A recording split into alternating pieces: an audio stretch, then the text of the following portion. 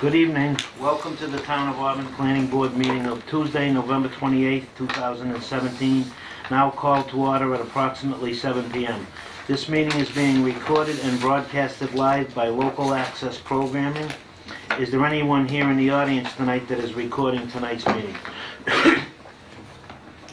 There being none, please rise and join us in a salute to the flag. I pledge allegiance to the flag of the United States of America and to the republic which stands one nation under God, indivisible, with liberty and justice for all.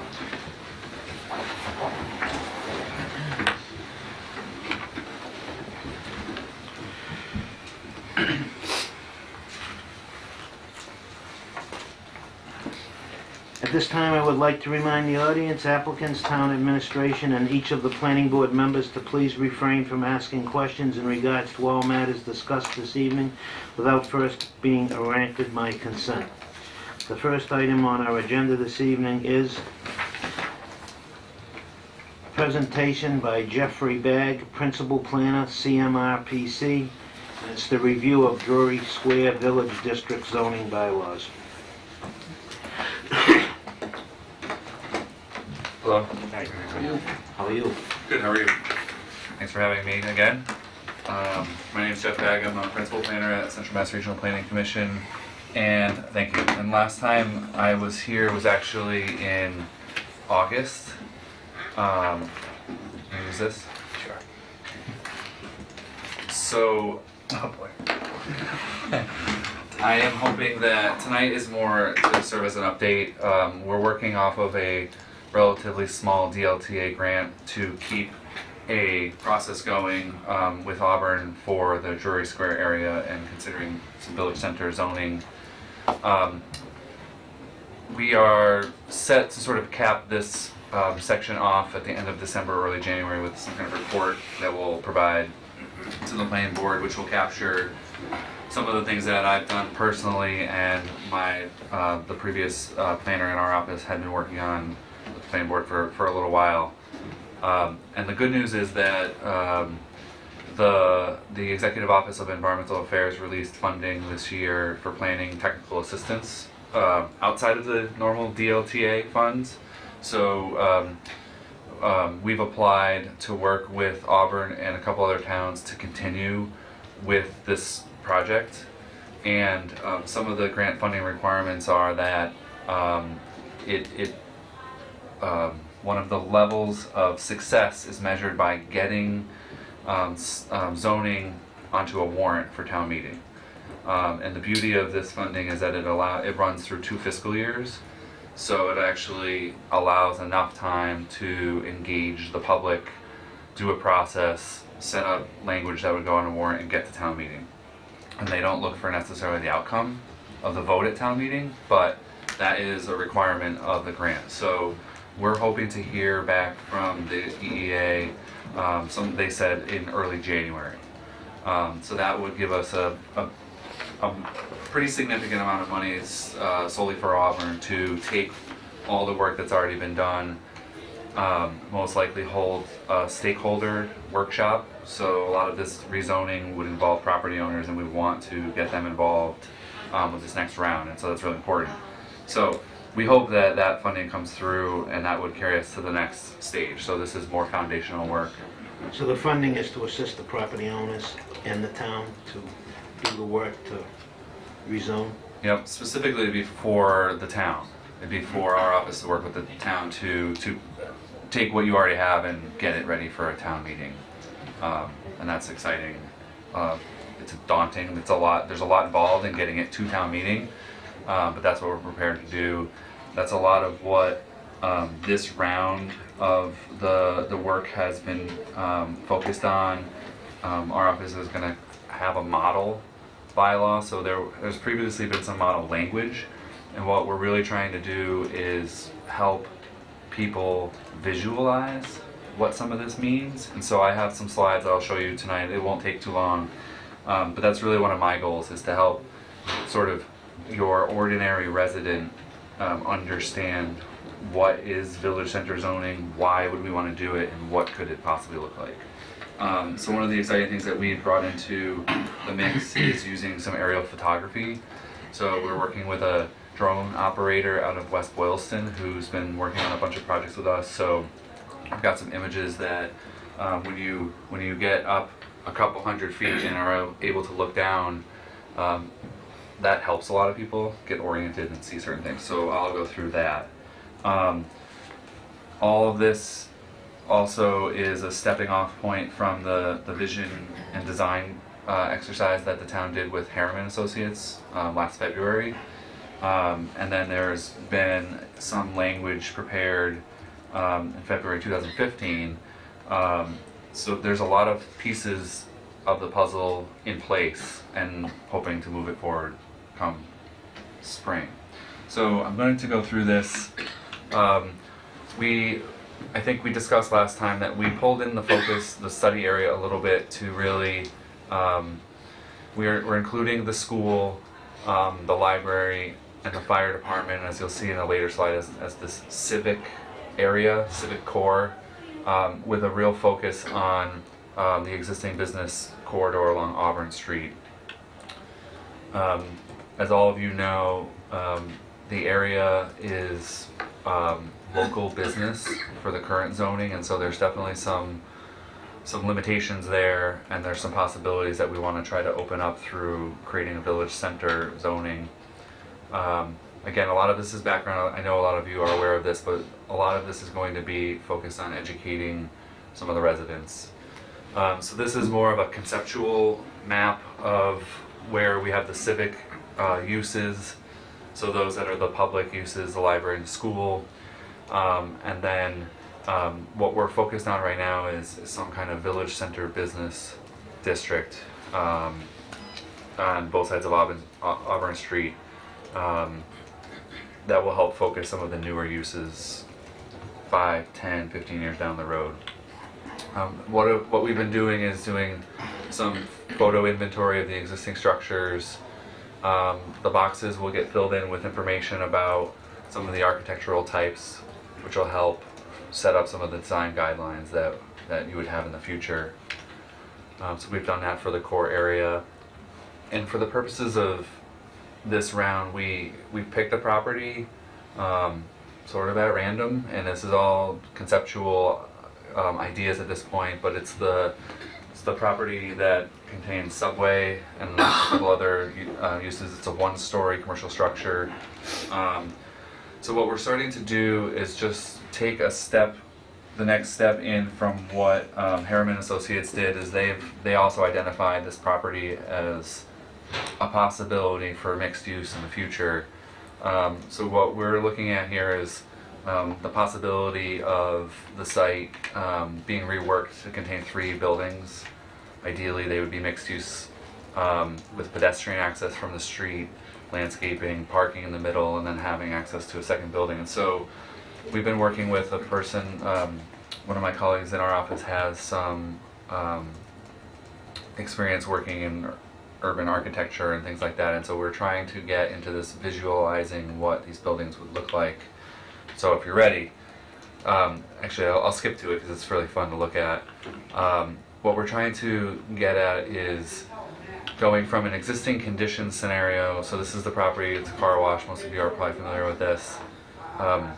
It's indicative of automobile-oriented businesses constructed in the 60s. That's kind of what we're starting to try to work towards in the future, setting up a different system for new development to be closer to the street, have a more street presence, and a better mix of uses. So the rendering is really just conceptual. I meant to put a conceptual note on this, but what it really tries to do is bring in a lot of the design criteria that Harriman had identified, pedestrian orientation, building massing that is broken up a little bit and creates a presence at the street level. So this is a big concept. I know it'll probably spook some people, but where we're going to end up hopefully is with the report is to take these images and put the actual zoning criteria next to them. So when you say pedestrian orientation, we can have a clear example of what that actually means. You'll note that this building, the existing building, has a lot of parking in front, and so if you're standing on the sidewalk, there's 30 feet of pavement before you hit the building. And so what we talked about last time was one of the principles of village center zoning is to bring the buildings up, create green space or activity for pedestrians in the front instead of parking. So again, with the aerial photography, you can see up a couple hundred feet, you can see the parking in front, you can see the actual building is very large. You would consider it potentially underutilized for the site. And so the idea would be to change the configuration of the building, make them 2 or even 3 stories, and create a pedestrian access through where you could access the parking in the back or another building. So these are sort of early renderings of what we want to start to help people understand what the possibilities are, and then how to make the zoning actually accomplish that. And that's the hardest part. Just going around the area, I apologize for not knowing all the landmarks. There's Pizza Shop, this one. I mean, if you look closely at this, and when you drive by, it's one of the few areas that actually has landscaping, grass in front instead of parking, and it's got a bunch of small shops. I'm guessing, but I'm not sure. There may be apartments above a couple of those buildings or offices. But in a lot of ways, that's sort of an ideal scenario to replicate in the area going forward. Obviously, the rendered buildings are a little bit different in size and scale, but this actually represents a lot of what the village center is trying to replicate. So a lot of the aerials are fun to look at. This is oriented towards the fire station. I made a couple little marks on the property on the upper left. This is a property that Harriman Associates I also identified as an underutilized parcel that could be suitable in the future for redevelopment with 3 buildings at front along the street, the parking behind. So I'm going to go back a little bit. Sorry to flip through this very quick. What the concept is to really focus on the civic areas. The plan, the Harriman plan, really did a good job of articulating the potential for people to come from the school to the library to the fire station, and then hopefully activate the water there with a boat launch, and a bridge. And so I think making sure that those areas remain, those civic uses, is really important. And then when you apply village center business zoning in the remaining areas, you're trying to pull the buildings up, make them pedestrian oriented, and make it much more walkable. So it's a huge goal of this concept. It is interesting when you see it from that elevation, how much of that area is underutilized, and even beyond where the Shaw's is. That's on the left, yeah. Yeah, Yes. it's crazy. Yeah, Harriman definitely looked at, is that Bed Bath & Beyond? Is that what you mean by shot? Yeah, so they definitely had a concept that could really revitalize or reuse that property. We are going to pull away from that a little bit just for simplicity. We think that we might be more successful with a little more focused area. But this aerial really shows the corner parcels on the right. There's a vast amount of parking, which is usually really good. But if you don't have the uses or the draw of people there, then it becomes underutilized. So it's definitely an art and not a science to figure out how to make this work and how to entice developers to want to potentially redevelop their properties. And so hoping for the grant funding for the next step. One of the biggest issues that seemed to be a point of discussion was residential density. So going forward is really a question of how many housing units could be supported in this area, and then the appropriate mix of housing and commercial and retail uses. So that would be something that we would have to explore with the next round. At any stage, will there be some funding for the property owners? Because what I don't see is how they're all gonna just wanna tear down their buildings and put something up close. Yeah, they're no. I mean, if you they're waited till probably- they all expire and go and somebody else takes it, it would be forever. Right. Kind of what we're trying to accomplish. It's not for people to just give up what they're doing. It's to add value to the area so that when they're looking to sell or whatnot, there'll be value there for folks to do multiple developments. Because at of the once. zoning. Right. Right, the zoning Right. makes it They possible, get the variance before the town right, meeting. makes it possible to do what needs to be done, Or more options anyways. more options, yeah. Right, and setting it up now is the typical way to do it, so that you would set the zoning standards now, and a lot of times what the most important thing is for a developer is to have enough incentives, and it's usually residential units. You know, adding the ability to have more units could cause people to reevaluate their property, and explore taking the risk or having the investment into the property. So it is really setting up the future foundation for people to do that. So if the developer knows coming in that the zoning is already in place, and they won't have to go through those hurdles, Right, it will make it more advantageous Easy. to draw them in. right. And I think the discussion in this previous iteration is, you know, some of the discussion was going from 8 units per acre, as an example, to 20.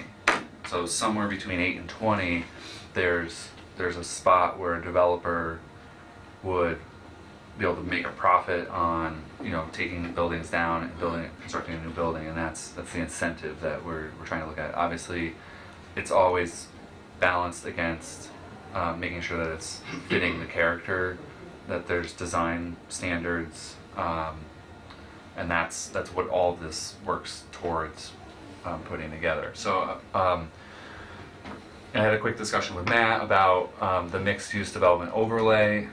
What I want to do with this final report is really begin to show that what we're talking about is not out of the ordinary.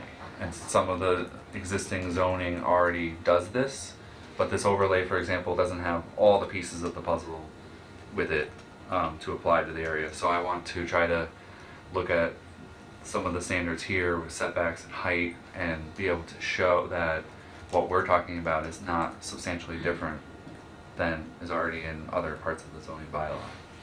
So there's a lot of comparison that's good for people. I know you can't read this, but this is the use chart. So there is an exercise to look at the types of uses that you would want to have in the area.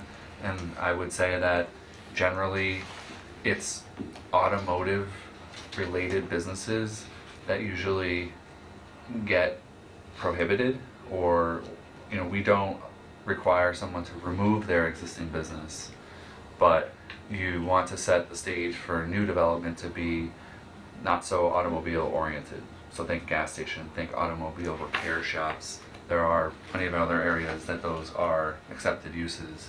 So there is a little bit of looking at that at the next stage. I did have a policy question, so I apologize coming with a question, but the version of the document that I have seemed like the planning board was talking about an overlay district. And in setting up the program for the grant work, did the board talk about potentially just applying or creating a new district? Yeah, we Yeah. talked about both. And when we considered a new district, we were looking at a larger area. Okay. Kind of the existing local business district area as a whole. Okay. But if we're just going to focus on the village center for now, it almost should start as an overlay and then possibly evolve into a new district. Okay.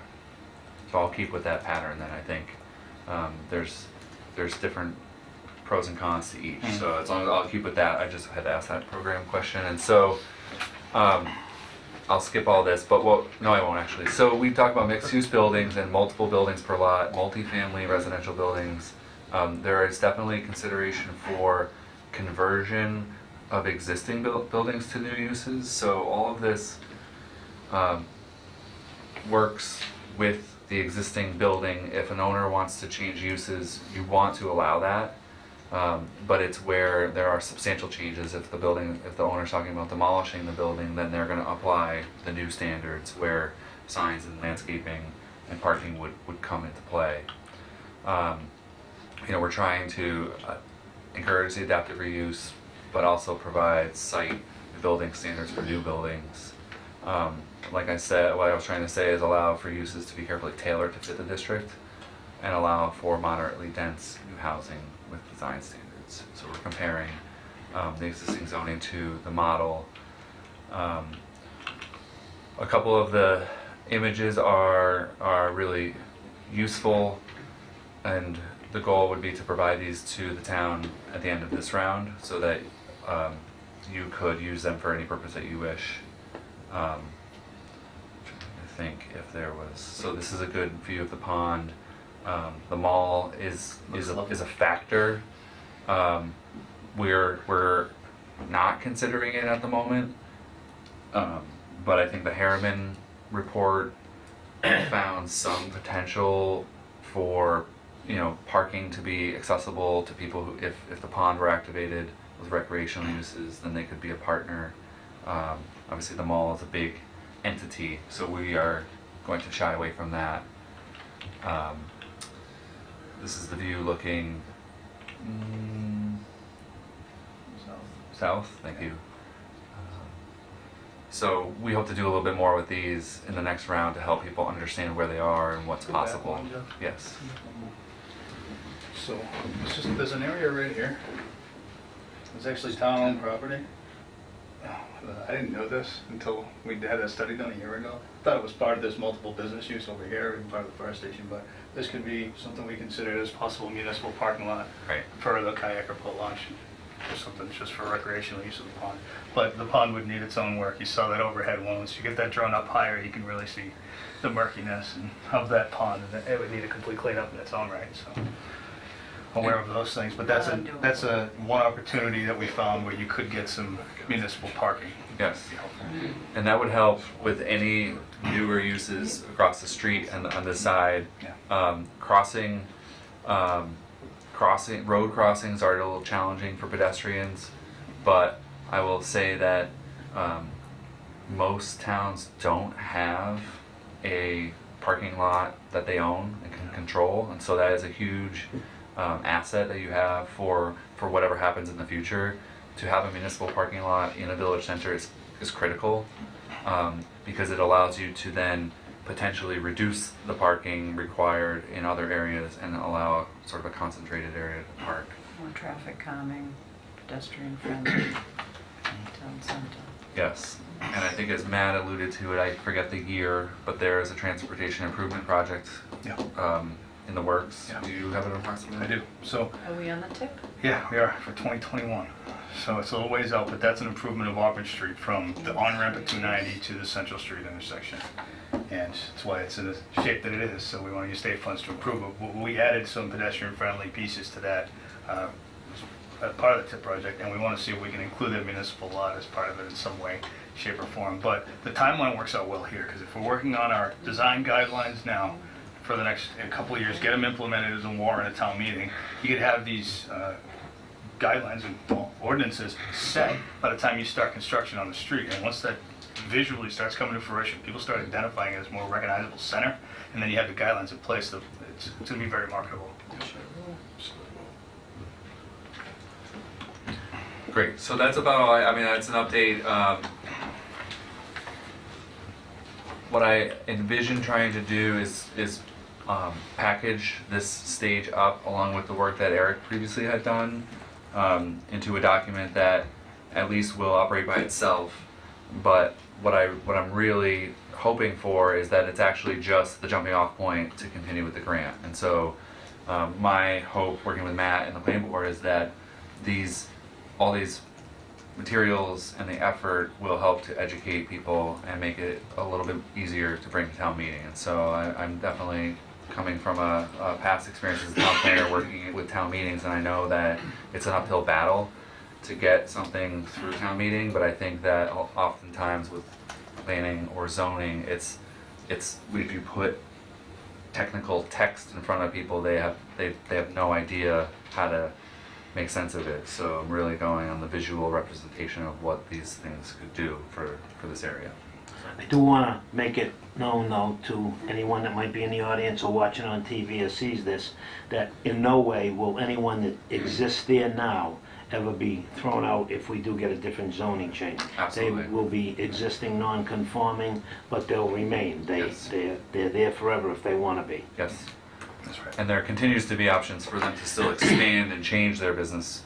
It's just a process, and it's a process anyway, I'm sure, for them to do that. So yeah, that's definitely important to mention. Any questions or? That's great. Great. Thanks for coming. Keep Okay, plugging. great, thank you, thanks. Thanks, Jeff. Thanks. Very good.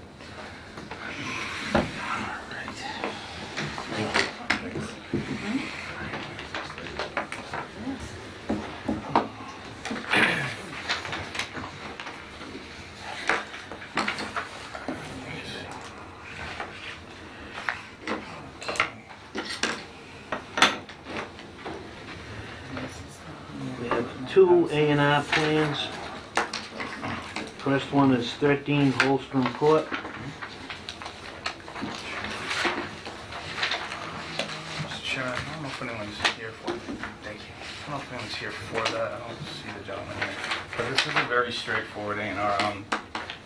It's less than a year ago, a variance was granted for this property by the ZBA to build this house on Holstrom Court. It's right behind Weeping Willows.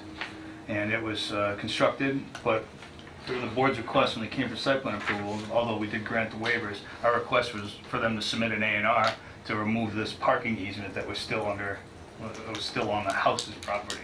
It goes So- to Weeping Willies. Correct. It's under common ownership, both the house and Weeping Willies, but this A&R completes our Two request separate lots. to eliminate the easement and put it on the business's parcel. So, I don't have any issues with the A&R as presented, Mr. Chairman. One thing I will point out is that even though it's 7,400, 7,250. right, minimum lot size in that district is only 5,000 square feet. It's the smallest area in town, so although it looks odd at first, it does There conform from with a our long regs. time ago. Yep. Scott, any questions? Nope. John? Wendy? Good. Jason? All set. All good.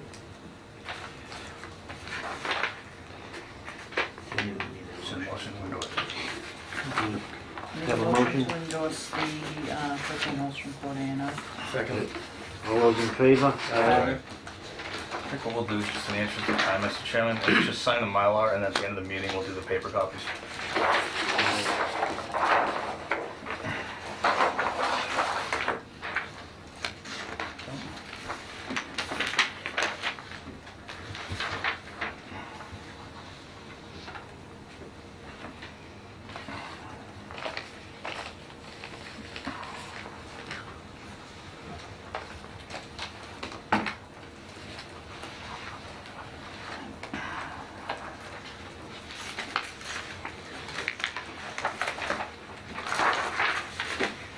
Being signed, you go to the next one, while it's being signed. Next one.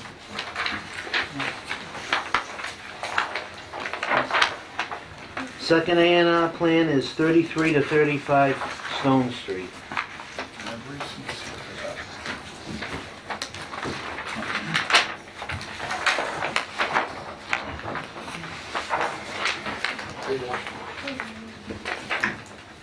Could you just state your name, please? Mike Cohen, Central Mass Builders. How you doing today? Good. You wanna say what you're doing, or? Yeah, well, I'm splitting this A&R lot off for the homeowners, Dennis and Colleen Sinkowski. And they're looking to build a single-family home for themselves, a ranch style. They're currently living in 35 Stone Street. And they're looking to get, as they're getting up in age, they're looking to get all on one floor. So they're building a ranch. Frontage is 100 feet, 100 residential B. It's a residential B, it's still 100 feet of front. Adequate frontage? Everything looks fine to me. Chairman, I'll point out the one thing that a question on from the Board of Health was just what the nature of the utilities are, if it's private or public, and Mr. Conan confirmed with me earlier today that these will both be public utilities, water and sewer. It's in Stone Street. Scott? John? Wendy? Jason? Motion. For a motion? Make a motion to endorse the A&R for 3335 Stone Street. A second. All those in favor? Aye. Vote.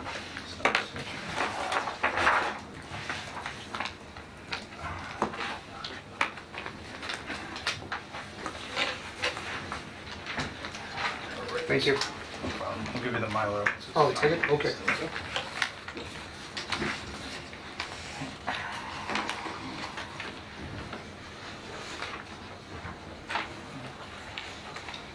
Sorry to keep you waiting. No, quite all right.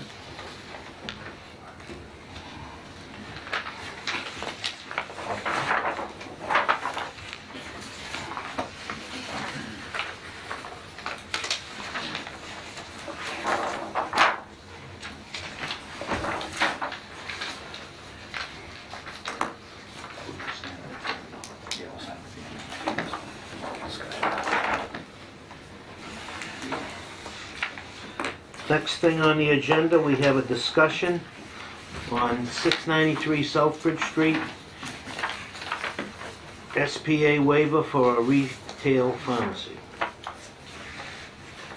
Is the applicant present? Yes, sir. Could you state your name, please? Sure, Mr. Chairman. My name is Robert Lemansky. The applicant is Lar Realty Trust, and it's the repurposing of the former Cantwell Hardware store. And I believe the address is it listed as 689? 689. Correct, 689. And the... Excuse me one minute. Sure. Okay. Can you put that up? I shall. Yes. And there are 3 young pharmacists who are looking to open a pharmacy there. It's a non franchise pharmacy. It'll be very family type, but they plan on wanting to be open by either April or May of this year. Head to head with CVS, huh? Right across the street, diagonally. Yep. Yeah. So, and we've been working on the building, just putting the roof on it. We've had some water issues, so we've had to do some concrete work in the front, and more than likely this spring we'll re-asphalt. In the meantime, we've been patching and taking care of it. It's these two, 693 and then the Taylor Rental The Building. former Taylor Rental Building, yeah, That's that's where already... the paint was and then the marble. Correct. Well, yes, actually, 693, when Cantwell's retired and moved on, it became Economy Paint. Then Economy Paint moved out of there, and then it became Infinity Granite and also Cabinet Resources. Because Yeah. down in the back, Rob, there's a cellar entrance. Yes, Yep. yes, yeah, yeah. And then Cabinet Resources, who were partners with Infinity, moved over to the Taylor Rental Building. So the cabinet outlet is in the 1,800 square foot Taylor Rental Building. And you'll stay there? They're staying there, yes. Yeah, they just made some nice improvements there as well. So that's what we're doing. Young kids, when I say young kids, they're in their 30s. They all graduated from the Worcester Pharmacy School, and they're giving it a shot. And one of their partners is individual out of Connecticut. In fact, he just purchased 2 more stores. He owns 7 pharmacies in Connecticut, all independents. So, again, just giving people an option as far as an alternative. Now, we wanted to talk about parking.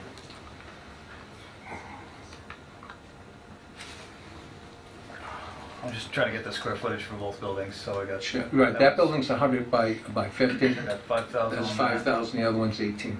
and 18 on the other. Yeah, it's 30 by 60. Okay.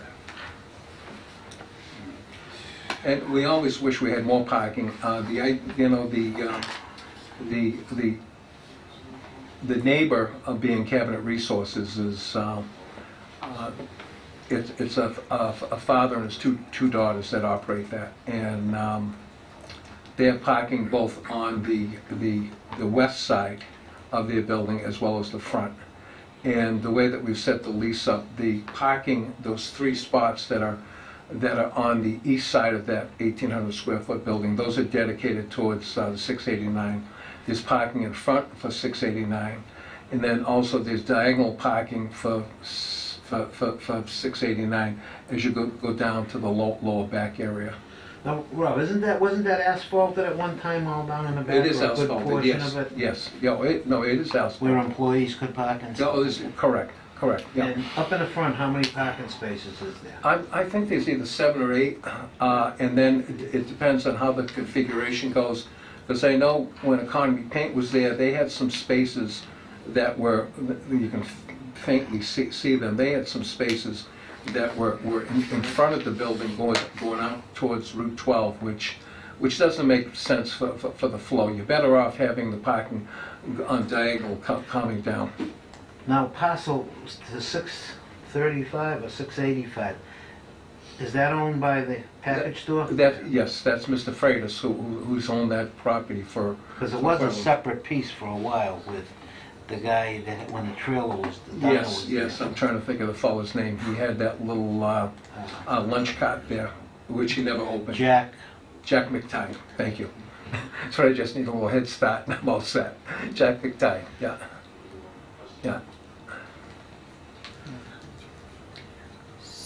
And one of the things that I know the fellows, they were planning on a drive-up window, but the more we talked about it, and we ended up sitting down with Matthew and also the committee there, and we decided to withdraw that. And one of the new things that pharmacies are now doing is delivery.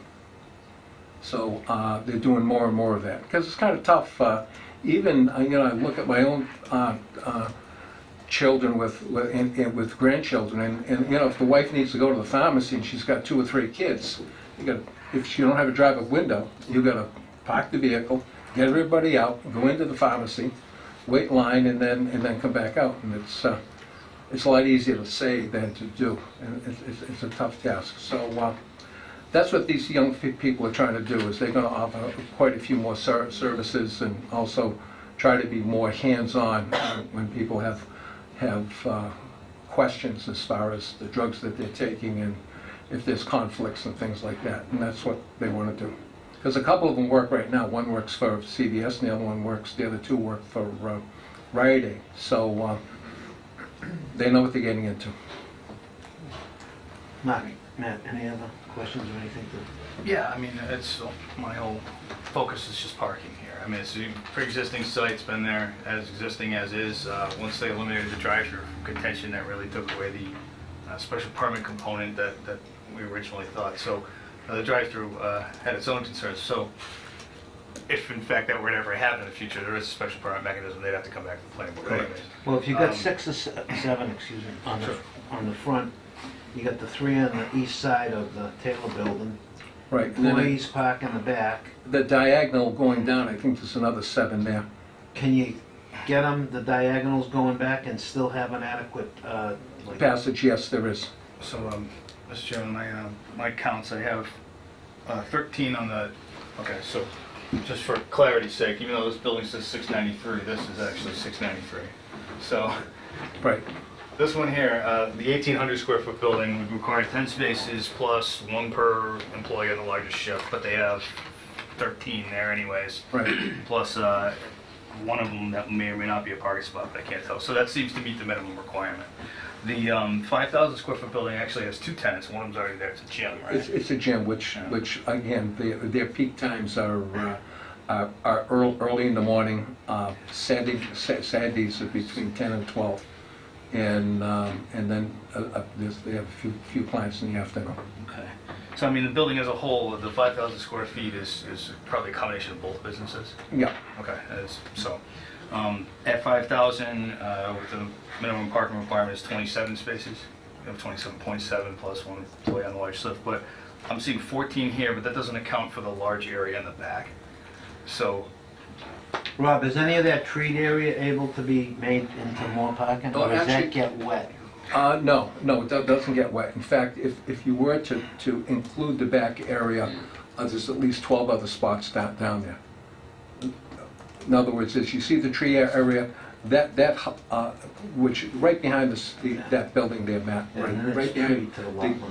the label 693 building, Yeah. that tree line there, yeah, that's been trimmed, but when I say trimmed, the trees have been cut back, but the asphalt, the existing asphalt allows for straight-in parking going in on the left, and then straight-in parking going on the right, and then straight-in parking going right directly back as if you were going south. So there's a minimum of 12 spaces back there. So now I will have a discussion with with my tenants, but the optimum is the employees park out of the way. Sure. They certainly don't take the prime spots. yeah, and that's part of our calculation, I'm sorry, through the chair. In the 180 square feet, so every 180 you need a space. And that includes customers and employees both. So I come up with 27.7, all right, give or take. But my thing's just technical. I get the use. I think it's a good idea. So I see the 13 or 14 for 693. I'm not counting those.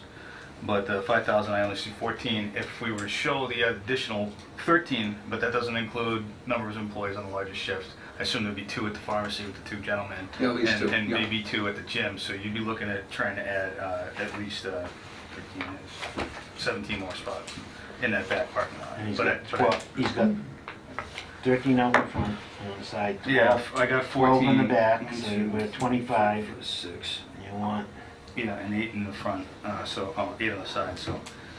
And I'm counting some that are already marked as handicapped on one side. It's only needed 1. so how many is that? They need an additional 17, plus It's got employees, 12. so. Is any of this able to be made? I think Mr. Brooks, if you look at that green line that comes down and around, Yeah. I believe that's a wetland, no, is that a wetland Just the line? elevation line, it's probably not. Oh, it's just topography? Yeah. It's probably The topography. wet's over in back of the package. Well, the back This corner. is first, and then, The back corner. The opportunity for more spaces would be behind the former Taylor Rental building, because there's already, you can see it, there's already a pathway. In fact, when we've had our equipment there. well, it's all one lot. so It's all one we lot, can- right. It's all We one can, lot, it can right. be on that and Right, go with right. it. No, I agree, I don't disagree at all, I just need to see him here on this, while Yeah. submitted with the You can get a application. plan or something drawn, a little updated that shows that with all those parking spaces. I can have Mr. Du Bois put that together. Yeah, they just have to put the spots on there. Right. Now, it's, and again, I was glad to hear with that presentation by Central Mass, which is a great resource. I know in Charlton, we've used them quite a bit, and they've been very, very helpful. But, Mr. Chairman, you spoke up and said, look, people out there, if you're listening to this, we're not taking anyone's business away, because if you're pre-existing and if you're non-conforming, you can still exist. Yeah. And the biggest pressure that the landlord's going to have is going to be from his tenant. If the tenant says, look, I'm dying here because I don't have enough parking spots, is you either got to do something or we're going to move out, because that's usually the motivating force. Sure. So, Yeah, that's why, and I'm sorry, through the chair, I'm not looking for you to like recreate a new parking lot or anything. Yeah, It's yeah, just, I hear you, I as hear you. part of the request for waivers, I just need to see that it meets the minimum. Yeah. Is it in decent condition, what's that? the parking lot in the back and that? It's in decent condition. In fact, what we did was earlier this fall, we patched, and then what we just did in the front, because we had cut some asphalt, because we had water issues with the roof that was 52 years old and improper drainage. So we're putting the new roof on, putting the new drainage, and then also we had a front concrete stoop that lifted in the front and then tilted towards the door and also the building. So, and then we had an eavesdrop not working, so water was coming in. So we just tore that out, reconfigured it. So this last rainstorm, no water inside, so that's an accomplishment. So what we had to do was, we had to cut the asphalt back, we went back like almost 4 feet, and then we just repatched that, it was just Tuesday that we did that, and then we took care of some of the stuff in front. But come this spring, we're gonna have a new business in there, and they're paying the rent, and the thing is they need to have that whole area elevated, and nothing elevates it more than fresh pavement and fresh lines. And, you know, we've got that new business that's just going up now where they paid $725,000 for a lot and then tore the building down. And this is O'Reilly who's putting up that new building, and That colorful building? the colorful, yes, I was just talking to my wife about that this morning. I used to have a top coat probably 40 years ago that had all those little speckles. There's a name for it, but anyways, you know, it's... Well, I think it's a good idea. I think it's a good reuse. I think a pharmacy is a great idea. Good competition. Scott? John? Good. Jason? I'm all set. Great, thank you, Mr. Chairman. Ready to decide if we're granting waivers or if you'd like to see the plan amended to add the parking spaces to meet the minimum requirement. Why don't you come back with the plan with the parking spaces and then Sure. we'll... Sure. Again, I don't know if we're gonna have the ability to meet the minimum requirement, according to current zoning, right? Well, Yeah, as far we'll as do our I'm best. concerned, if you get those that you're shown, I'm all right with it the way it is. Okay. If the rest of the board is. Mm-hmm. But then, as you said, you're maybe gonna have to activate some in back of Taylor Rental Yes, Building. You're gonna get pushed to do that by the... Again, I think that's gonna happen in the near future. And the thing is we'd rather do it now when we can, and we'll do all the proper filing with conservation when that time comes. So, all right, we will leave it to where we need to have a amended plan that's for the file. It shows as many parking spots as possible. Yeah, so what we have are a list of waivers, and if the board wants, they can grant some of the waivers and hold the one for the plan just until the next meeting, so the board can see that plan once it meets the minimum parking requirement. Yeah, it's just it's a minor thing, but Do we even need to see it? Can you just look at it? if we grant the waivers today, there's nothing that we can do to hold any applicant to meet a condition. I have no problem with any of it. So topography, landscaping, drainage, we could give the waivers on. Site plan prepared by a professional, is that what you want? It isn't, well, it's already designed by one, which is nice. Okay. It's just, it just needs to meet the minimum requirement. If it doesn't, anything that... Show what you can, have them show what they can for parking spaces. Well, any new business that doesn't meet a minimum requirement needs to seek a special permit from the ZBA. So, in order to avoid that, if you can meet the minimum requirement on this plan with the waiver request, it'd be a lot shorter route, so. I'm fine with that. Scott? So which ones are we waiving? I don't think you really need to right now, but you can. All right. Yeah. We'll wait until... But, I mean, unless the board has other comments or you like amendments, I think it's pretty straightforward. All right. It's just adding lines. So you can come back with your plan. Sure. Right, and, you know, you gotta understand my tenants, I don't wanna call it a hesitation, their concern is they're getting ready to spend a whole bunch of money to refit this building. They wanna make sure come April or May that they can open. That's their concern, so we'll work on it, and I'll be in touch with Matt, and I'll have the engineer draw up that plan so we can get it as close as we possibly can. Sure. And if it helps your tenant through the chair, you just heard 5 board members on You video heard the say that they consensus have no from the board. issues. Yes, so yes, if thank it you helps, very much. there you go. Yeah. Okay, All right, good luck. all right, good enough. All right. So, Mr. Chairman, we'll carry this over to the next agenda just to, it's December 12th. December 12th? Yes. Okay. And we were on the top of the I gotta let agenda. Mr. Du Bois know so that, just, you know how, just turn the heat up so he can find the time to do the work, but thank you. Yes, sir. Appreciate it. We don't need to vote. No, it's just a discussion, Just discussion. carry over the next. Okay. 7:01 public hearing. Applicant is Masad Family LLC requesting modification of a site plan approval under section 9.4.1 of the Auburn zoning bylaws for parking, landscaping, and site layout reconfiguration on property located at 54 Faith Ave. This is going to be a request to continue to January 9th, 2018 per applicant. Do we need anything signature No, for just, that? That's them for the... they already submitted that to me. We already So got just that, need a we're motion. good with everything, there's no time. Yes. Make the motion to continue the meeting to January 9th, 2018.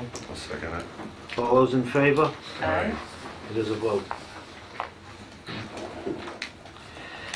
Next public hearing is 7:05 applicant, Auburn Planning Board, request to hold a public hearing to discuss potential rescission of a definitive subdivision approval in accordance with MGL Chapter 41 and 81W and Auburn subdivision rules and regulations, Section 6.3 for a subdivision known as Packagug Farms at 71 Curtis Street.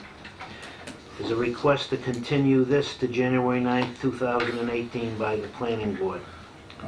Now, do we have to have any... Yes, Mr. Chairman, so this hearing was called by the board, as you recall, our last meeting, when Mr. Antonelli was here, explained that he'll be refiling, and his application hadn't been submitted yet, so he reached out to me and asked that the board, he didn't have to ask us, it's our motion, so we can decide whether or not to continue it. So he told it that he's working on it. I've been in touch with his engineer also, and they are We don't need putting anything something together. signed by the... No, we don't. It's just, if the board wishes to continue it to January 9th, again, this will give him time to prepare for that deadline. You have a motion? I'll make the motion to continue the meeting to January 9th. Second? A second. All those in favor? Aye. We have a 7:10 public hearing. The applicant is Sweb Development USA LLC requesting site plan approval under section 9.4.1 of the Auburn zoning bylaws for the development of a 6-megawatt photovoltaic solar installation located at 430 Rochdale Street. This was continued from 11/7/17. At this time, I will recuse myself as chairman and participate from the audience, and Jason will take over. Thank you.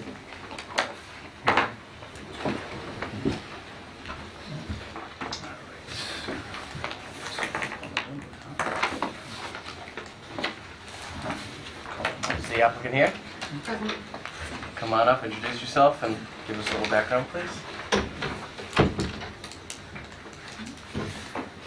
Oh, I apologize, Mr. Chairman. We do need a motion to open. Make a motion to open the hearing, 7:10 hearing? Second. I'll second it. Can I have a vote? Aye. Thank you. Go ahead. Great. Matt, if you wouldn't mind pulling up that presentation, it would be greatly appreciated.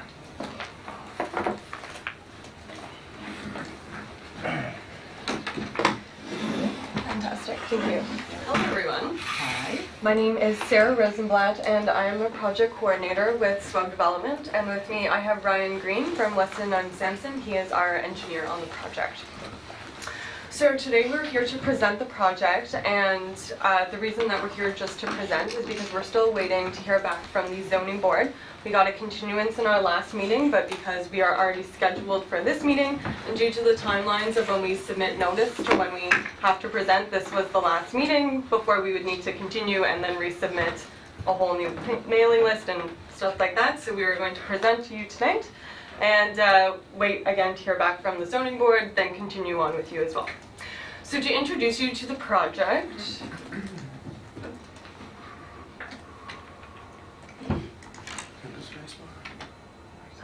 okay. Before we introduce you to the project, I'm going to introduce you to Webb and Sweb.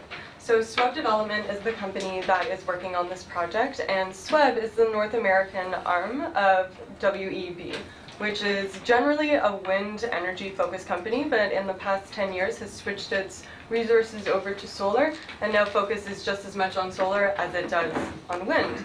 So the picture there is our headquarters. As you can see, we have solar panels on the building and a giant turbine blade as well.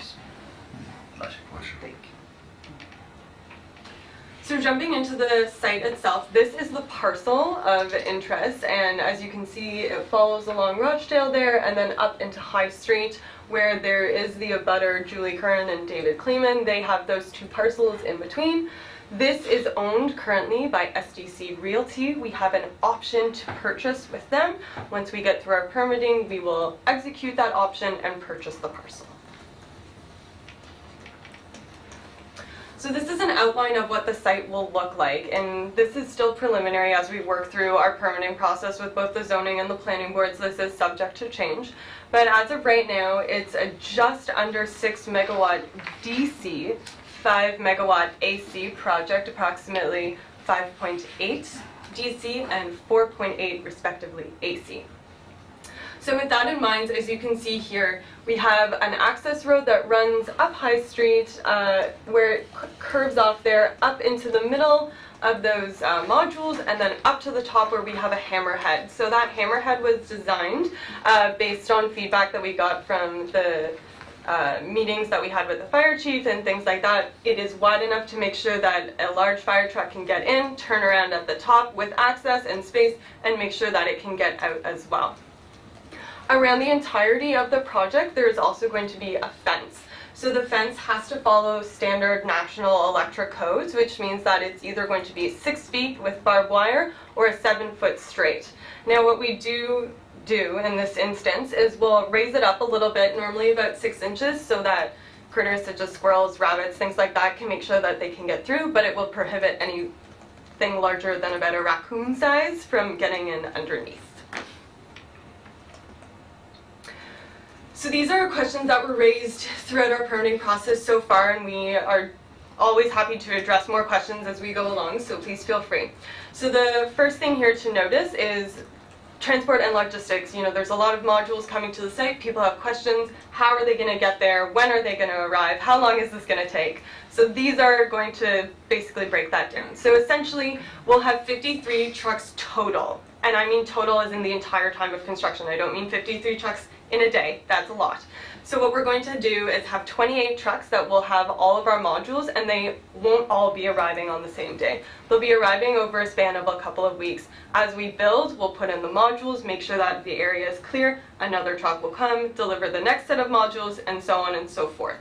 Construction period, there's 2 different steps. So the first step is making sure that we're doing site preparation. And the reason that that comes first is because during site preparation, we set up for our stormwater management. So that means that we have straw wattle that goes around, making sure that no runoff gets into any of the abutters. Once we're done with the site preparation, then we start into the actual construction phase. So site prep normally takes about 4 to 6 weeks. And when I mean 4 to 6 weeks, I mean 4 times 5 business days, or 6 times 5 business days. Once we're done with that, we move right into the construction phase, which normally takes about 12 business weeks. So by the entire time from start to finish, it's normally about 5 months. That is involving that does include a couple weeks for contingencies in case a delivery is late or something, you know, along the line just falls off.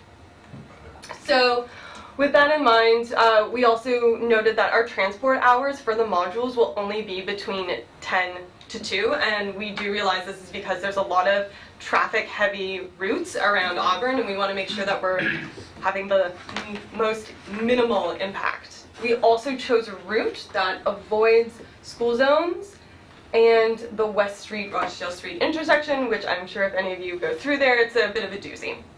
So this is our chosen traffic route, and having already spoken to our suppliers, they said that this is absolutely doable, no problem, and then it not only avoids the school zones, but also keeps as little traffic creation as possible.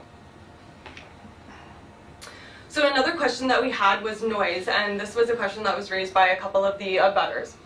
So to give you an example, the the only things that produce noise from the site itself will be the transformers and the inverters. So what we use is actually string inverters. So instead of having a large, loud inverter, we have very small string ones. You actually can't hear them unless you're standing directly above them. And that's the reason that we do use them, is because it does reduce the noise. Now, the biggest thing here means that our noise is going to be from the transformers. However, what we've done is instead of having a major transformer, we've split it again to 2 smaller transformers. So again, we're reducing the noise. Now, within 10 feet of a 500 kilowatt transformer, which is of a similar size to what we would use, the sound levels are around what you would hear from a refrigerator or the noise in your house. 60 decibels is the sound of a human voice, and no one is within 12 feet from a transformer, I promise you that. So by the time you actually hear them, it would be no more than a whisper, if that. Oh, keep in mind, these only run when the sun is running, so at nighttime you won't hear anything at all. Another question that we had was about electric and magnetic fields. So again, people get very concerned, and I absolutely agree with them, about the radiation or potential for radiation that could come from these sites. So we have a bunch of studies that have already been performed and have been also cleared by the DOER and the Mass Clean Energy Coalition. And essentially what it's saying is that, yes, they do have some form of exposure. However, it's actually much less than some of the appliances in your house. For example, if you stand 2 feet away from your microwave, you're approximately getting 25 milligauss to 55 milligauss, depending on your microwave, whereas, yeah. That's based on your time in front of it. This is constant. You're in front of your microwave for maybe 10 minutes. You're standing next to this for a lifetime. So you can't compare one to the other. Right. You're not 10 feet away from But you're not 10 feet away, and on top of that, it's less than 3 milligauss, which is the lowest amount that has ever been shown to have any sort of negative health effect. So we also had questions about property values and screening, and to address those, we have taken a look to see if there have been any studies that are showing a decrease in property values, and we have yet to find any, and we have also found that research that has been performed on roof-mounted solar and wind turbines, which generally create a much more intense visible impact, do not show at all any reduced property values between abutters or neighbors or whatever other term you would like to use.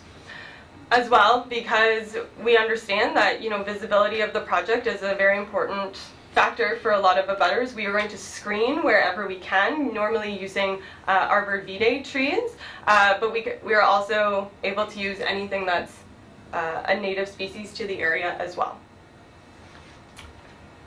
So our last slide here is just about stormwater and clearing. Again, people have lots of questions about that. So if we jump back really quick so that you can see. So this is the site itself. The only clearing that we would do is in the center. It's not actually a full growth forest. It's more so like a scrubby brush with taller brushes as opposed to trees itself. We will clear the inside of that. And then ever so slightly to the west, if you follow the side, we'll just clear a little bit of trees there with the inside and the side clearing as well. That's a total of 8 acres on this, and the project itself, the project area is 21 acres, including that cleared edge and the inside.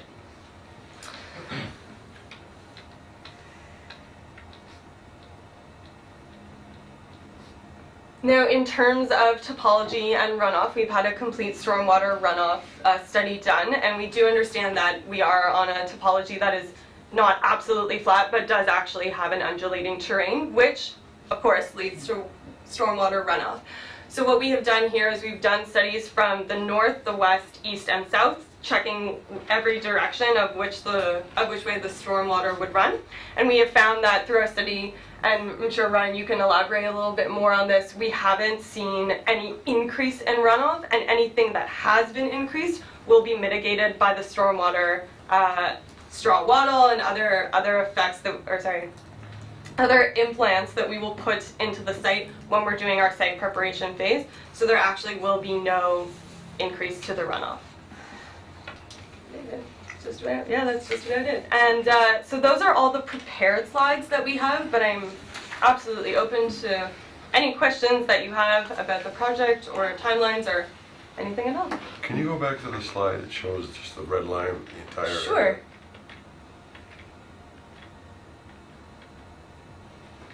Up in the left-hand corner, is that a neighborhood?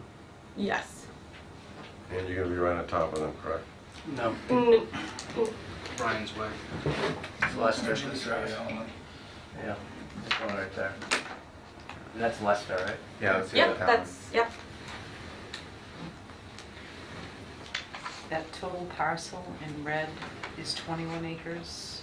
Oh, sorry, no. So this is probably a better explanation. I have a couple copies of this here. Sarah, may I grab the mouse? Yeah, of course. Oh, real. Thanks. How So many acres is the total parcel? the total parcel is 120. 0.9.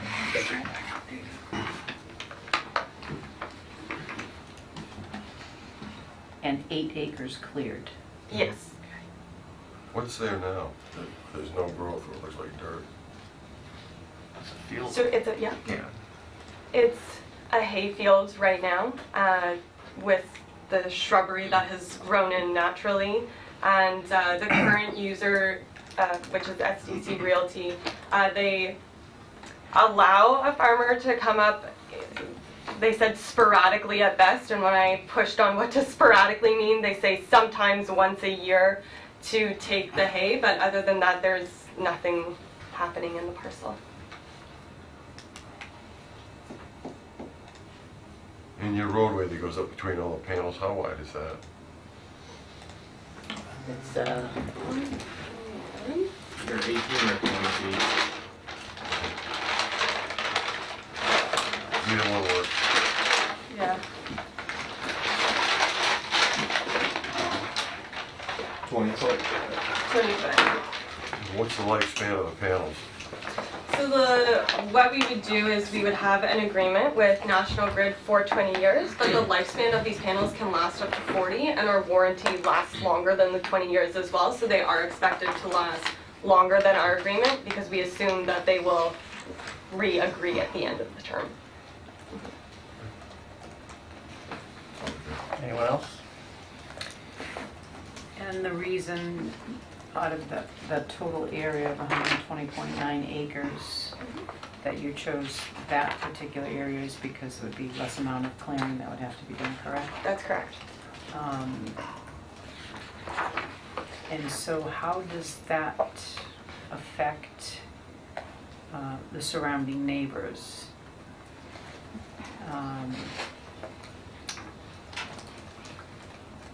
As far as glare and being able to see them?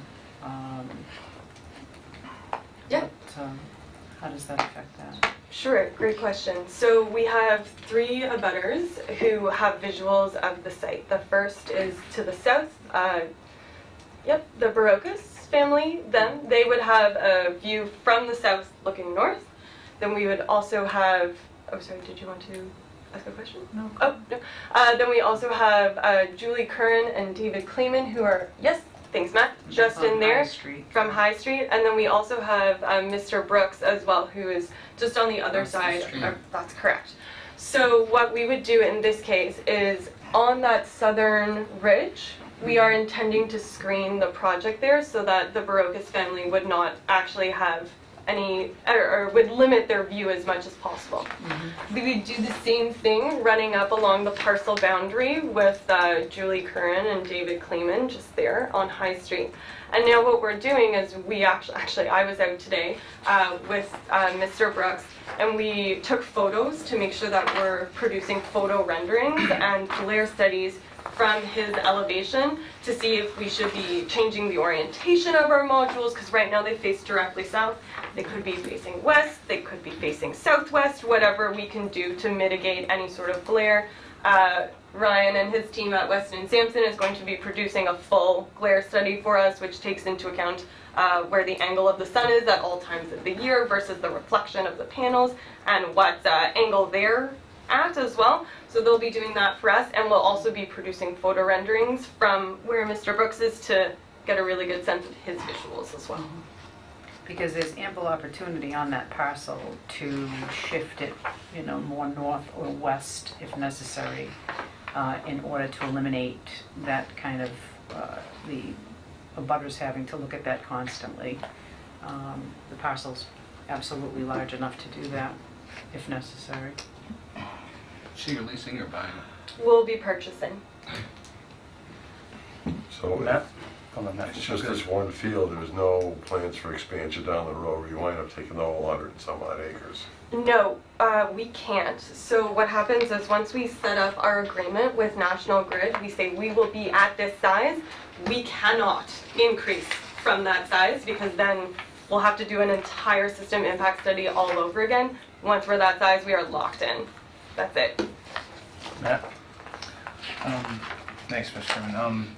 So, had you guys already met with the Conservation Commission? Have you started that off? We did actually. We got our order of conditions and have been approved by Hong Kong.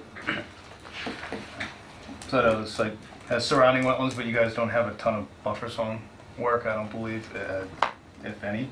We're out of the 100 foot. Right, so, I mean, the site is surrounded on all sides, so shifting in one direction or another could encroach that 100-foot buffer zone, especially to, well, here, you can kind of see your stream here, and then there's Yeah. definitely a The Conservation Commission only asks for wattles and not silt fence? There's wattles in the silt fence, yes. Yep. yeah, they typically don't go with just one, they always do both. They do both. To Concom anyways, yeah. Let's see, any other questions I had? What about some of the other butters down on the other side? They won't be able to see anything because they're down so far from it. That's correct. Yes. And perhaps I'm mistaken, Mr. Chairman, I'm not seeing a landscape plan to show any of the screening. Hey, you mentioned screening. Yes. Besides The main- I'm not sure if it's on these plans here. We definitely have a plan that shows like dots of trees of where Okay. they will be. Okay. So if those plans were submitted probably prior to when that abutter raised the concern. So we went through that first zoning board and had them sort of raise that. So we can definitely send in, yeah, for sure. It will definitely come up. I'm sure you and I believe I've already spoken to you and Mr. Carey about it already. Planning board typically does peer reviews for these projects. I don't believe we're engaging that yet. Right. Only because you're waiting for the zoning board, Yeah. unless you would like to, but it's your risk at the expense of getting the peer review done prior to getting your use approved. So, but they will identify that the landscape plan is missing Yeah. if that's the case. So that's just a heads up there. But I'll reserve most of mine until the peer review's done. Any comment from the audience? Okay, great. That's it. So, Mr. Chairman, the next zoning board meeting is December 21st, just short of the holidays. So I believe it would be in the board's best interest to continue this until a meeting after that, which would be the January 9th meeting. If the Make applicant's a okay. motion to continue to January 9th. Second, All those in favor? aye. Great. Thank you. Thank you. Thanks, guys. Thank you. Thanks. I'll go in. He's not here for the next one either, is he? Oh, I got a flash drive, right? Yes, you did. Yes. Thank you.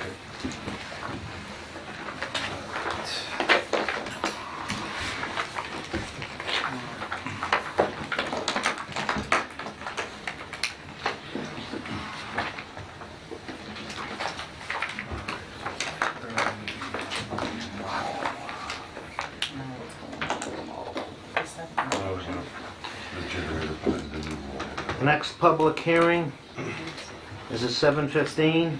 The applicant is Auburn Mall LLC requesting modification of site plan approval under section 9.4 of the Auburn zoning bylaws for exterior enhancements to Reliant Medical on property located at 385 Sulphur Street. Have a motion to open the public hearing?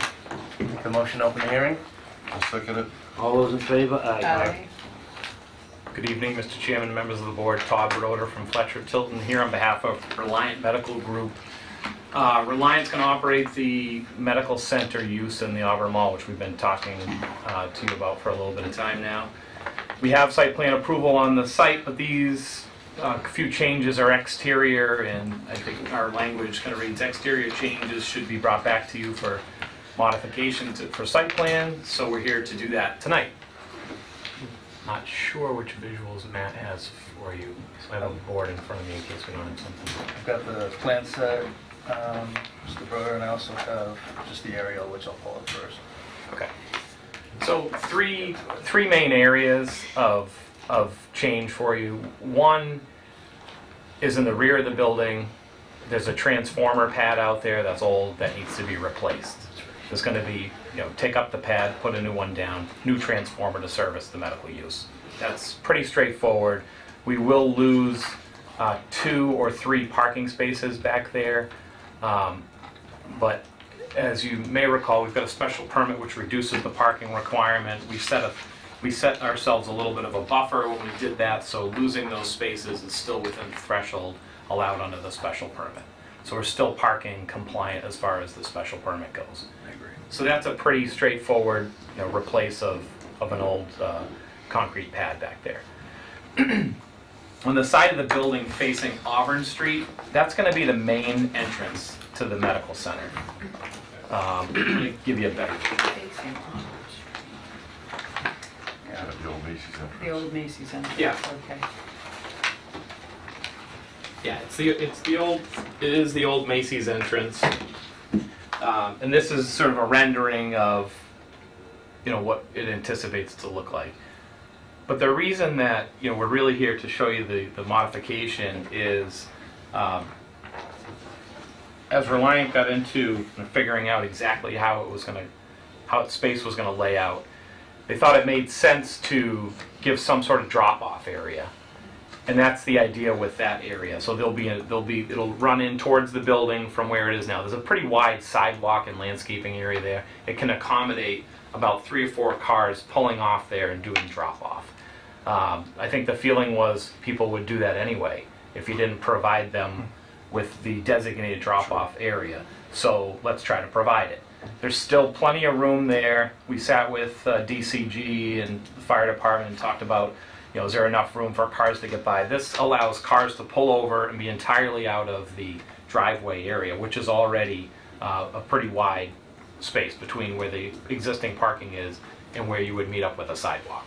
So there's plenty of room there. There didn't seem to be any concern at DCG that there wasn't. So it'll allow about 3 or 4 cars there for that pull-off. There'll be landscaping modifications in that area, including some benches, a bike rack. Some of the landscaping there is dead, needs to be redone. This is a chance to refurbish and refresh that area, and that's what's going to happen along that side facing Auburn Street. So in addition to that pull-off area, the drop-off area, there'll be landscaping improvements and refreshing, bike racks, and benches. Through the chair. Yes.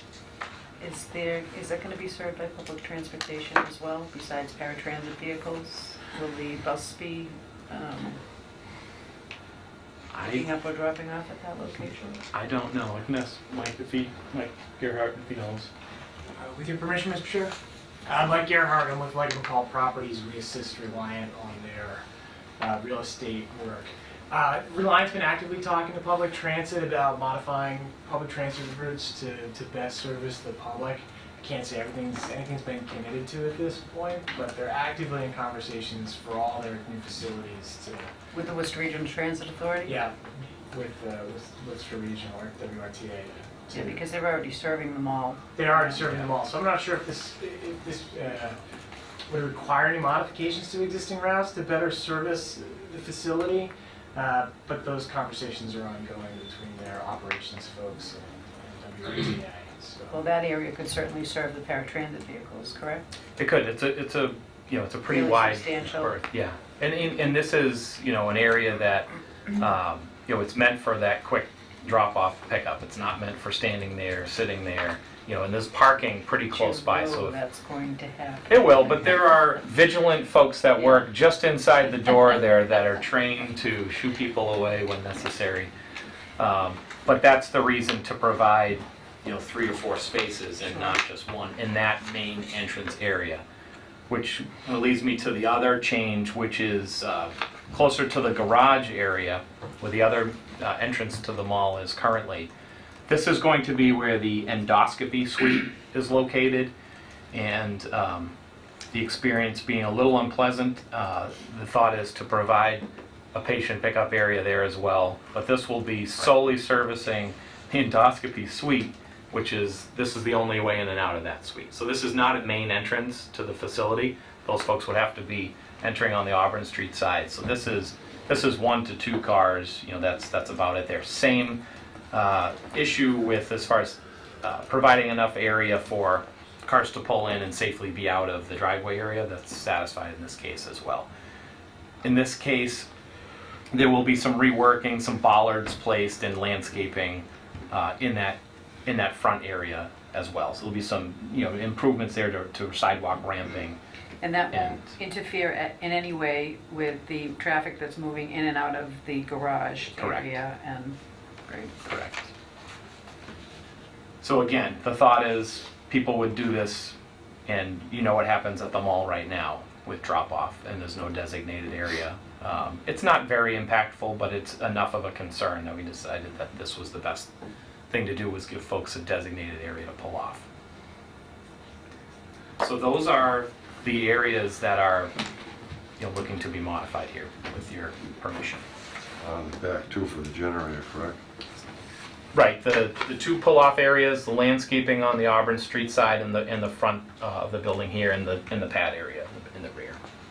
I'm fine with the 2 front areas. I got a problem with the generator. On the plan, this is 6 to 12 inches high. You go to the detail and it shows it level with the asphalt. No bollards around it, protected from the snow plows. It's just fill out the plan. It's got to be a substantial generator for the size of the pad. 20 by 10.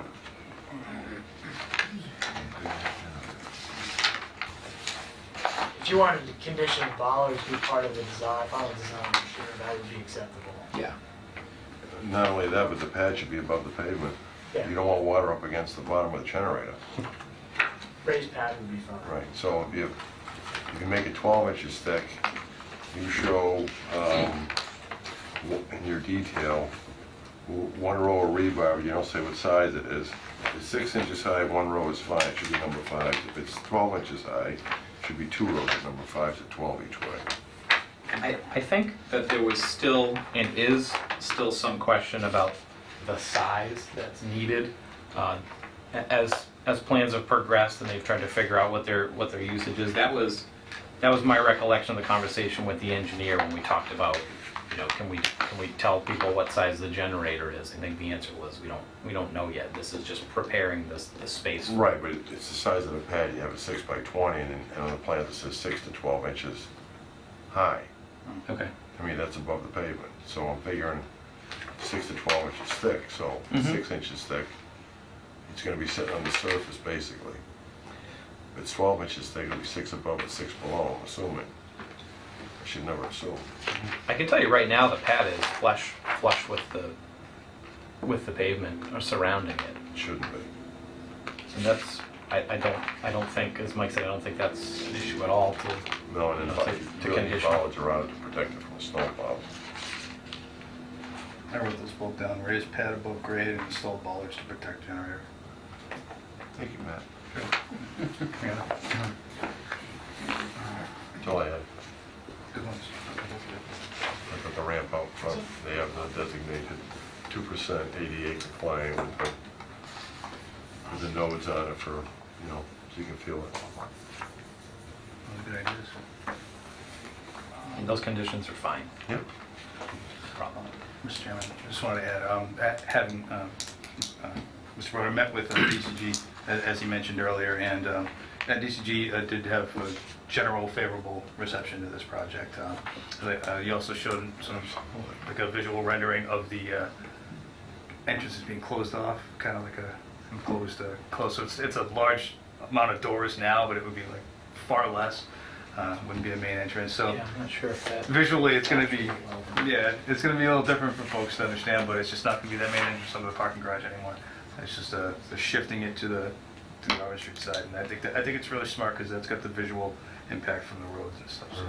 And this does give you some feel for the signage as well.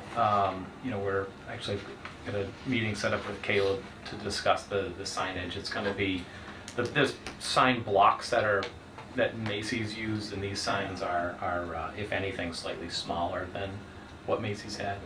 So there's the one main sign on the Auburn Street side, and then some additional signage on Yeah, that one. additional On the signage. side. Yeah. So show the different doors. Scott, any questions? No, it's good. John, anything All else? set. Wendy? Good. Good. Public comment. Any abutters present that would like to comment?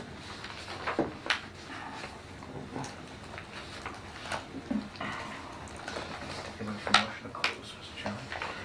Yes, do we have a motion to close the public hearing? Make a motion to close the public hearing. Second. All those in favor? Aye. I believe I'm looking for a motion to approve the modification of the site plan. Approval. The addition of the two conditions that Mr. Regan mentioned, to raise the pad for the generator above grade, install bollards to protect the generator from vehicles, and to carry over previous conditions from the original site plan approval. Do we have that motion? I'll make that motion. Second. All those in favor? Aye. It is a vote. Thank you, Mr. Chairman.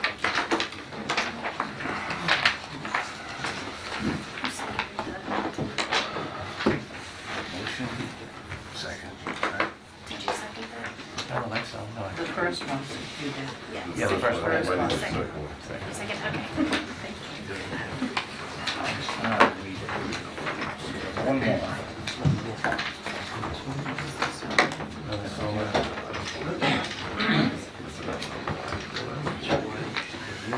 You paying attention over there? I am. I don't know how. I'll explain that to me. This one is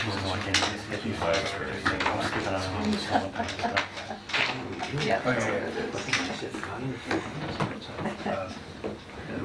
Yeah, and I'll explain that to me. Oh, I know. We have a 7:30 PM I know where this one is. applicant, public hearing. They erased his stuff. a bit. Seaboard Solar Holdings LLC requesting a site plan approval under section 9.4.1 of the Auburn zoning bylaws for the development of a 5-megawatt solar photovoltaic installation on 5 separate parcels on property located at 476 and 500 Leicester Street. This time I will recuse myself, and Jason will perform as the chairman. Thank you. Thank you. Would you mind introducing yourselves? Motion open. Oh, I have a motion open, please. A motion to open the hearing? I'll second it. All those in favor? Aye. Alright, so my name is Pedro Rodriguez. I am the project manager for Seaboard Solar. We are the property owners and also the applicants for the project. Nick Fasandola, Level Design Group. We prepared the civil site plans and the application documentation, which was submitted a few weeks back. Just to clarify the record, this is 5 separate applications under 5 separate applicants. I can read you all the applicants for each separate lot, just so it's on the record, if you'd like me to. Okay. So lot 1 is Leicester Street Solar LLC, is the applicant. The owner is Seaboard Solar Holdings LLC. And which lot is that on the map? This is right here. The Okay. property line is shown in blue. Lot 2 is AUB Development LLC, also owned by Seaboard Solar Holdings LLC. Lot 3 is Okay. LSS dash MA Farms LLC, and that is shown right here. The fourth applicant for Lot 4 is Auburn Renewable Energy LLC, which is this parcel right here.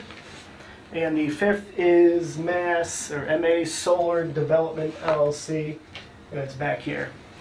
So we were in front of this board at your last meeting for an A&R plan, which created 8 separate parcels on this 124.7 acre parcel, which is outlined here in blue. So we have the 5 parcels as previously described, and 3 additional parcels, which are the 10-foot strip lots. So this one strip lot here, which we're calling Lot 8. This is all through here is Lot 5, and this one back here is Lot 6. Okay. So now that we've clarified everything, I'll quick intro the project. We'll take any questions. So just to clarify with the board, we have had one meeting with the Zoning Board of Appeals for our special permit for this use. They seemed very receptive to the project. We have a few issues, I wouldn't call them issues, clarifications we're working with town council and the building inspector on with regards to the landlocked parcels for development purposes. So we're coordinating with town council, providing them documentation on why this is a legal configuration. I know that some board members do have concerns about that, but that's being worked out through the Zoning Board of Appeals. And we've also discussed with them possibly doing variances if needed. Yeah, we pretty much ended up the CBA meeting was that our council is pretty much dealing directly with the town council, and they're gonna come up with the decision if we're gonna need the variances or if it's gonna be through a special permit. And we are hoping to have that decision in the next CBA meeting, which is December 21st. So correct. So right now we're moving forward on the presumption that we can move forward as currently planned. So that's how we're going to present the project. We did have a meeting with Conservation a few weeks back. They had no preliminary concerns. We walked the site with them last weekend to review these green areas. These are all the bordering vegetated wetlands. There are 2 intermittent streams which kind of come through this portion of the site and this portion of the site through here.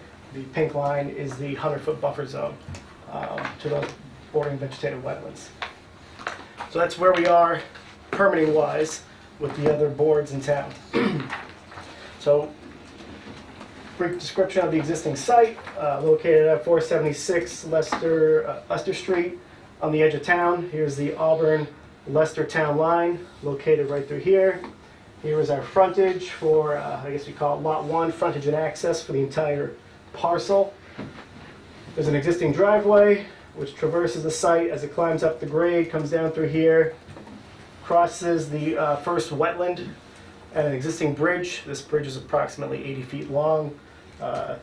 Structure's good, but we're going to be redecking that bridge to make it suitable for H20 loading for construction vehicles and to provide access to the other parcels in the rear of the site. As you continue up the driveway, climbing up grade, and all the way through the center of the site, till you reach the crest of the hill, where there was a former residential dwelling. Structure's been raised. All that exists now is some foundations for an old pool and the former house. Paved driveway all the way through here. There's some pavement coming up through here. The remainder of the drive is gravel in place. Site's primarily wooded. I don't know if anybody's been by the site or has walked the property in the past, but dense wooded vegetation essentially throughout the entire parcel with very steep slopes in some areas, roughly 15 to 25%. So the grade goes north to south in this direction, down to here. Same thing, we're running essentially in this direction towards the wetland. Everything's kind of shedding towards these different wetland complexes. So There's a break that runs kind of through the site down through here where this sheds that way. And the rest of the site sheds over to there. Pretty much describes the existing site. Don't want to poke anybody in the eye.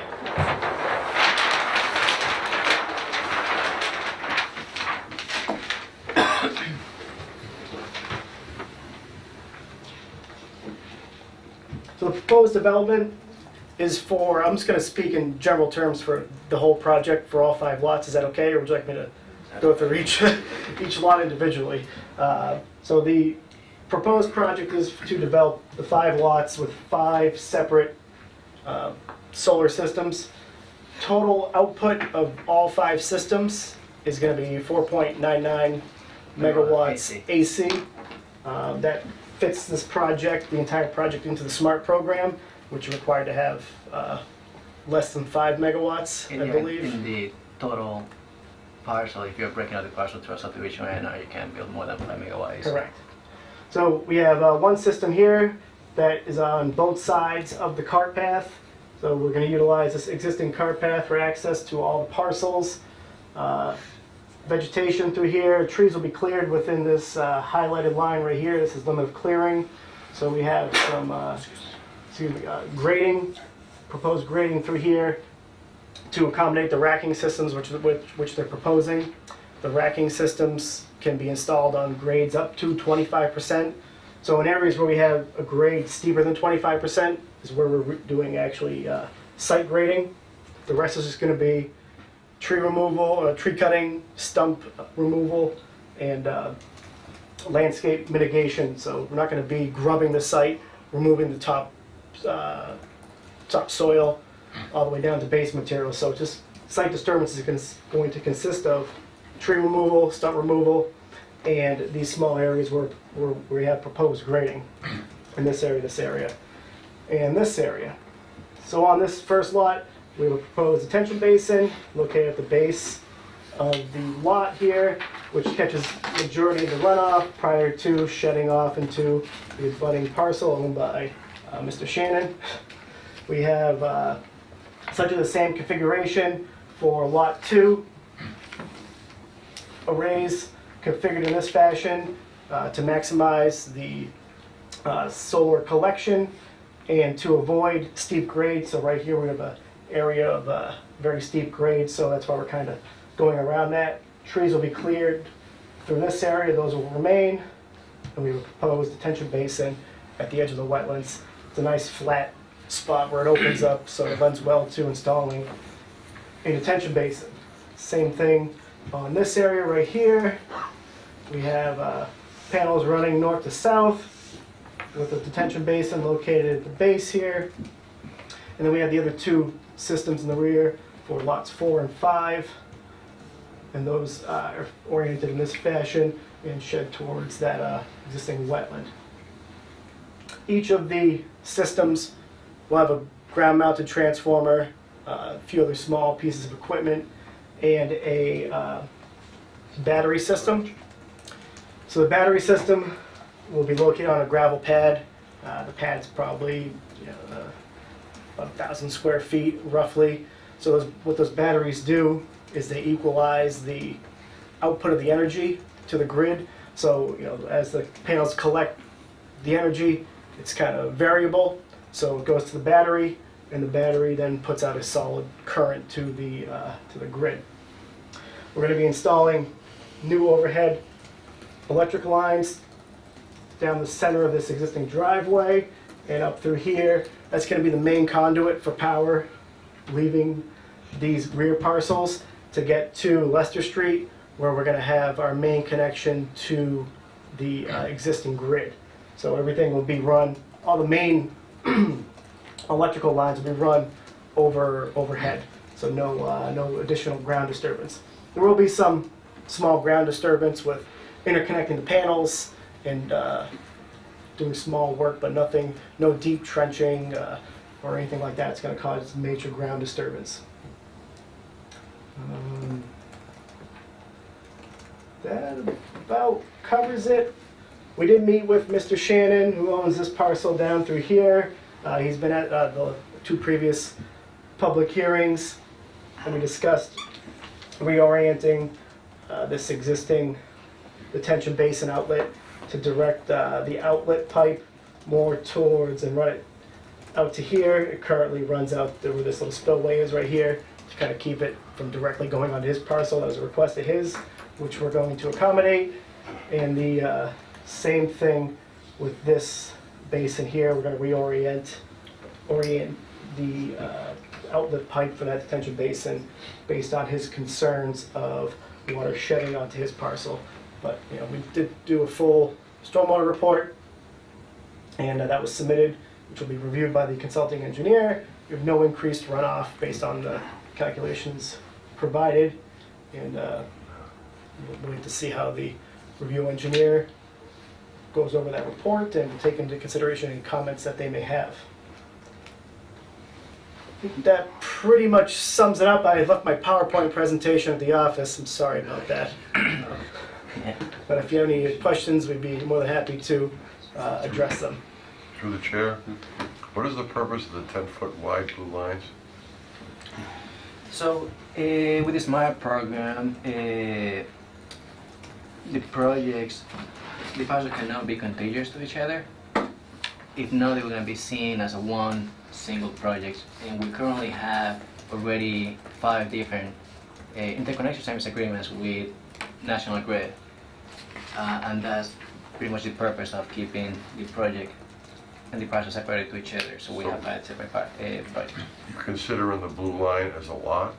Yes, that will be a A non-buildable. non-conforming lot. 10-foot strip is this thing. That's a non-conforming lot, in many ways. No frontage. Yeah, I mean, it's going to be a non-buildable lot and will remain Correct. that way. That's pretty much one of the, what we're discussing with the zoning board is that, That was my next question. yeah, these strips of lots are going to be remain non-buildable for any future. I guess that might be one of the conditions in the special permit if we grant the special permit. And then these landlocked parcels, if we grant the approval, the only purpose that we can develop for will be a solar project. So that will be the only thing that we will be allowed to build in those parcels. Okay, I understand that you're gonna use the existing driveway and basically turnaround driveway up at the end. You get access, but you can only get access to that middle lot. You can't get access to the one above. Well, we're grading in a driveway up to here. So this is the battery pad. Okay, you So didn't say that, that's why. yeah, we're gonna, sorry. Yeah, With that, we're gonna be grading the driveway. And we had preliminary discussions through the review committee, and one of the fire department's comments was they'd like to see a driveway traverse the entire boundary of all Fire these. protection. Correct. So we didn't make those changes because we're still waiting for the review from Graves, so we don't want to have multiple changes, coming and going to the board. So that's something that we're going to be working on once we obtain any comments from Graves Engineering. We'd incorporate an access drive around the perimeter. My next question is, you said there's no additional runoff. How can that possibly be without solar panels? They don't absorb water. So I can answer that a little bit through the chair. Part of solar guidelines through CMR is that they can't be considered impervious surface. They have to be considered pervious because the land under them is still pervious.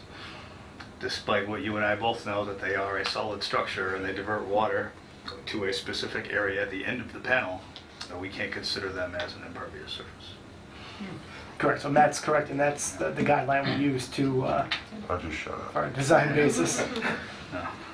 So each of these racks, they hold about 30 solar panels, and there's 4 essentially stilts that they sit on, and they vary in height between 3 to 5 feet high based on the topography. So you have that airspace beneath it where, essentially you're going to have like a scrub brush type vegetation. We're not planting, we're not loaming and seeding. It's not going to be a lush lawn. It's just going to revegetate naturally, basically, is what There we're won't be any going for. vegetation after a few years because underneath those panels don't get any sun, so everything underneath is going to die. My next question is, how many people can see this from their homes? 20,000. Well, let me pull this back and you can. Because you can see it coming down to Bel Air, Yeah. can't you? Yeah, clear as day. Well, through the chair, besides Mr. Shannon's property down there, what's up above on the other side here? So you have Mr. Shannon's property down on the left, and what's up on the right? Is that, no, where you just had your hand? Right here? Yeah, That's privately owned property, residential property. that's in Leicester. Well, no, this is in Leicester over here. This is privately owned residential property. And as far as the batteries and the transformers, and could you Yes. point that out? I see the battery down by Leicester Street. So battery, Any noise equipment- associated with that equipment? no, just as you No, were, it's same as the other solar company stated. I mean, the maximum noise is going to be here from 12 feet, 10 to 12 away. feet away is where And you it's can gonna hear be that. like- But how far away is Mr. Shannon's house? His house is actually, I don't know, probably 1,000, 1,500 feet away. It's all vacant land, you can see on the map. Listen, Yeah, can we? So there's the project. This is Correct. Mr. Shannon's backland, and I believe he owns it. yes, and it's a parcel in between, so that's right there.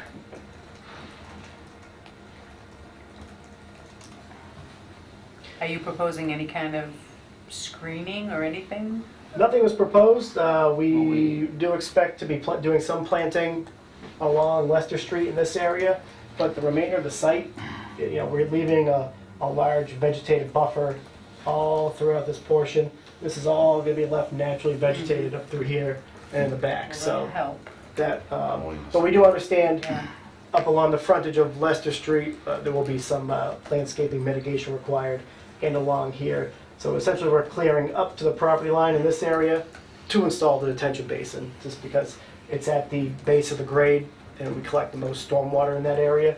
So we could look into doing some plantings on the slope through there, but for the most part, it's well vegetated in through here. So down through here, this wetland continues and opens up into a larger wetland, essentially where my hand is. So that will always be wooded, vegetated, unless somebody goes in and gets an Army Corps permit to cut, remove over 5,000 square feet of wetlands. This will remain vegetated. Same thing down through here. This wetland does open up down in this large area through here. So this kind of collects and then goes under Leicester Street at a further point down through here. And this has a 20-year life? They're anticipating a 25-year. Yeah, 25? Yes. And what happens at the end of 25 years? So 25 years we either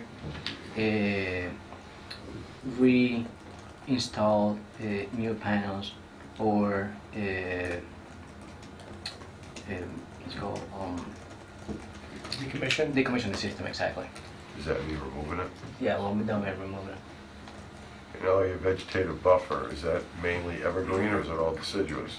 It's a mix, but mostly, I'd say it's mostly deciduous. Okay, so the screen only works in the summer months. It's a mix. It's pretty dense through there. We walk through it. Yeah. What? We have a That's landscape we- bylaw. Yeah.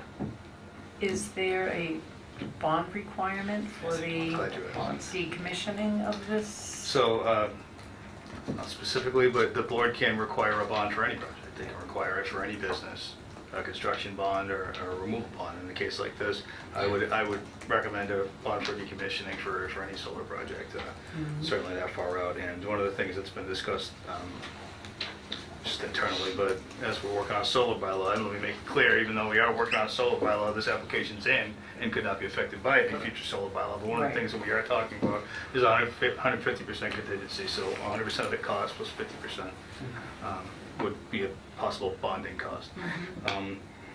We've discussed that with the zoning board at our first meeting, that's something they're going to be looking for. And these guys, they've done it on previous projects. They actually brought it up to the zoning board. That's something that they typically do, provide that type of surety for these types of projects. So when it's decommissioned, say it was decommissioned and everything's removed, and then it's just left like that?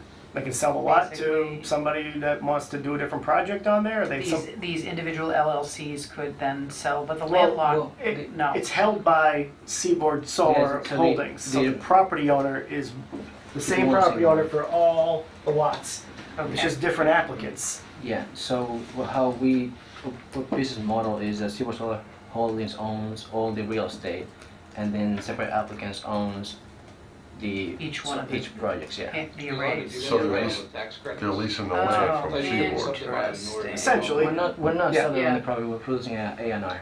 they develop and maintain the projects, and then, you know, there's financing companies that come Yeah. and buy X amount of megawatts from companies like Seaboard. It's just part of their diversified portfolios. It's more of a Wall Street thing that these companies come in. They say, I want to purchase 10 megawatts from Seaboard Solar. And they go, all right, well, we have projects 1, 2, and 3 that could provide you X amount of megawatts. And then they, you know, essentially sell So the at rights that to it. point, would it come back to, because those are landlocked, you know, parcels, you know? Great question. It's under review with both attorneys. Yeah, it would all Something the depend ZBA on- has to figure out. On the language of the approval. Say if we do get a special permit, the special permit would most likely have a provision that says no future development can occur on this parcel until the future applicant returns back for XYZ application, whatever is required for the development. So most likely, you wouldn't be building houses on these landlocked parcels. But say somebody wanted to re-up a solar site, that they have to comply with your bylaw at that point. Or at least not without a subdivision application. Wait, yeah, because Correct. So, Mr. Chairman, I just want to go over a handful of questions before we open up to the public, because I might ask some of the ones the public might be asking, so. Just things to consider for the planning board in the future, and I understand you still have zoning board to do at December 21st. So I anticipate that this hearing will be continued into our January meeting, so it gives you time to get through the zoning board. Construction schedule. Now, this is a lot different than the project we saw recently. You're gonna have a bowl of clearing, 35 acres of clearing, from what I understand. Plus or minus, yes. So there'll be trucks running logs, and so we'll need to see a route in which they're gonna take. Are they gonna be trying to get across that tight corner on Leicester Street? I don't think that's gonna happen very easily.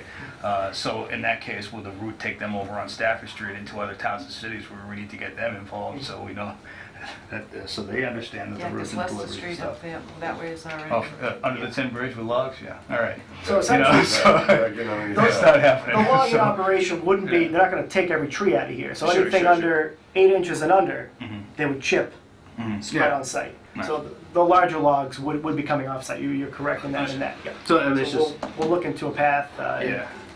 prepare an aerial photo Yeah. with a preferred route. and You'll run into on that. the tin bridge on Leicester. Yeah, You'll see that as I'm your scared biggest driving under obstacle. that with my car. I mean, Yeah, keep so them- that's keep them one away thing. from the, you know, residential properties as much as possible. Right. Correct, yeah. So it's only fair that I mention this. There was a project in Oxford up on Kelly Street that all of their construction traffic was sent through Auburn without us really knowing about it. So all of our abutters learned about it firsthand with trucks delivering logs or taking logs off at about 6:30 in the morning without construction hours. So the town of Auburn learned that the hard way. So mitigating something to be prepared for on this end. So one of the things we asked was a truck. So I just want to address that.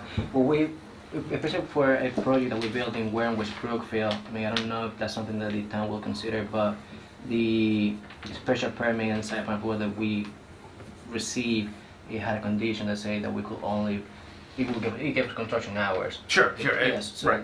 I understand, and there would be something some. to avoid that. Yeah. Right. It's kind of like a nice little preview we had from the other one, but I don't want to use that as an example. Another thing we did with this Oxford project was truck counts. Once we learned that they were having 30 trucks a day, now that project was 121 acres, it was massive, right? So they had 30 to 50 trucks a day going on a road that was almost private road status, kind of like Leicester Street, really narrow, variable in width, and it was really difficult for folks.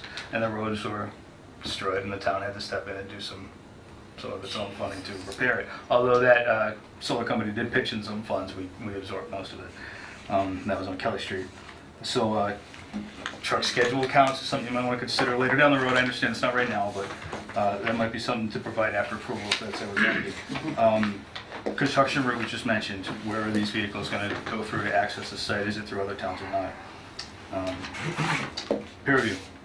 So we know this project's going to experience a peer review. It could experience a couple of different types of peer reviews here, and I'm not sure how far along with conservation you guys are, or conditions or not. We had the first meeting. We're still waiting the response from Graves Engineer. We walked the site. So with Graves, I can answer that. I can get, well, getting an estimate from Graves is one thing, but typically we don't engage them until your zoning board thing is done. I understand you guys have a Yeah. time schedule, but if you want us to engage the peer review, it's your expense risk, pending whatever the ZBA does. So if we start the peer review now, we get a review back, you still have to financially responsible for that, despite whatever the ZBA does. So if it's something you want us to engage now, let us know. It's at the risk, it's at the applicant's risk. Yes, So, that will take the rest. all right. So I will activate that with Graves Engineering. Any information on glare information that you can provide is also helpful. I'm sure it'll be a concern of abutting residents. Landscape screening you mentioned, but Do a plan. Yeah. through the peer review, they're going to identify the landscape plan. We'll need to show that. Fire department you mentioned already, Nick, was driveway access, and this came up from a abutter who sent me an email today in regards to the same thing. And I'm sure the residents especially would know there was a large wildfire over there about 12 years ago that took the house, and the reason it spread so much was because the fire truck couldn't get there. So we'd hate to see that happen to your expensive equipment, so making sure you have fire department access is critical. Yeah. The detention basin spillways, I'm glad you spoke to Mr. Shannon about that, because that was a good point too. Spillway will remain the same. Yeah. But the outlet pipe, which you'll see, Yeah, the emergency. 99.9% of the water Right. is going to be directed more, that way. Okay, so as long as it's not Mhm. directly onto Yeah. neighboring No parcels. problem. Sorry if I keep going on, I apologize. Conservation status, in addition to the ZBA, which is a use, it's really the big one, the planning board also wouldn't approve site plan until conservation's handled also, just so we know. Landscape plan I mentioned, and the bonding for removal or decommissioning. Those just key points that I wanted to hit on, but I'm interested to hear if the public has any other concerns. I just have one more question. If they do put a road around there for fire protection or fire truck, right, what's the water source? Good question. Yeah, I'm not sure how we've done that. I have to ask the fire department, I don't know how that works, so. Okay. They're not gonna be drawing it from swimming pools or anything, but, yeah, it's, I mean, you can't, for a planning perspective, you can't plan on storing water for a forest fire. I mean, that's just not practical. the way I understand, and what Captain Anderson had mentioned in the past, it's, you can't say formally, but if it's a fire that big and it's not people that are on the line. Let it go. Yeah. No, I understand that. So, yeah. But then you need the access to keep that fire from spreading to people, so. No, I understand that. Yeah. Quick question, Matt. No, no, no. For the review, will you be spreading that around to the other boards? 'Cause I know zoning asked about it and conservation. Is that something you'll do internally? Okay, so I don't have to shop that around to everybody afterwards. Very good. That's about it. Public comment? Just name and address, please. Yeah. Yeah, Roland Mason, 467 Auburn Street, my wife Marcia, and we live in the house up the left corner right there. And what's the buffer requirement between adjacent budding property? Specifically, like Yeah, to me it looks like somebody's 20 feet from the property line there. I see, so you're the direct Right. parcel owner. Directly west. This one right here. Yeah. The setback is 40 feet Fixing in my that property zone is, Yeah, for structure. that's a good point, let me verify that. I believe it's fine. That's fine. 20 or 40. This one gets side yard. And We have 40 about- feet front yard setback and 20-foot minimum side yard setback. So on this side we have 20 feet? Yes. 20 feet.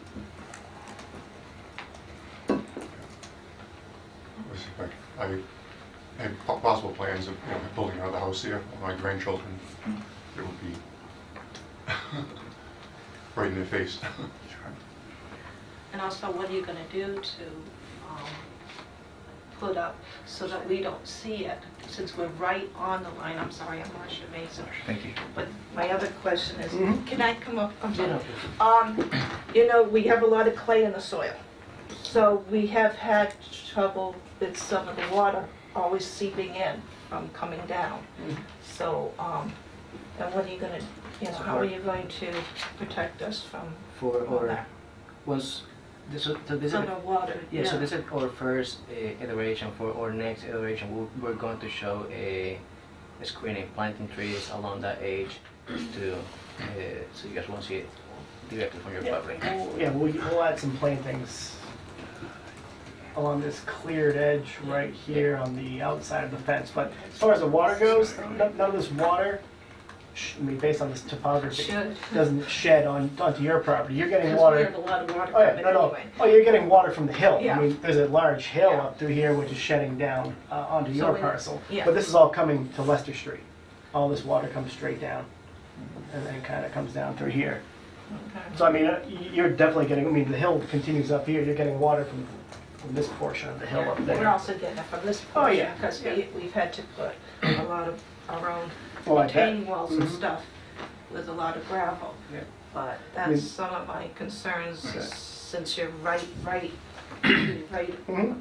abutting us. Yep, so we'll address that with some 'Cause we are- screening landscaping for you on this side, because there is It's a quiet. we are clearing right up through that edge. What are you considering screening landscaping? Most likely be some type of arborvitae, something dense growing, we can plant tight together. What size would you plant? Because for them to enjoy any of their yard, the plant's Well, gotta you be... gotta remember, right now, this is all wooded. Their house is probably 700 feet this way. 800 feet maybe? No. That's pretty close. No. 200. 300.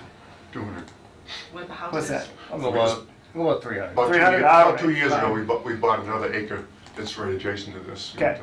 Lands are But I mean, it's all wooded currently, so. Currently. Yeah. Yeah, I mean- but you're gonna be stripping all that. So that's gonna We understand that, reduce the but value I mean, are we gonna put of the land. screening up against a wooded line? I mean, if there was a house there today and it was lawn, I understand. Yeah. But to request screening plantings, densely planted screening plantings up through here for possible future development, which there's no plans for, I mean, that's why we didn't propose anything today.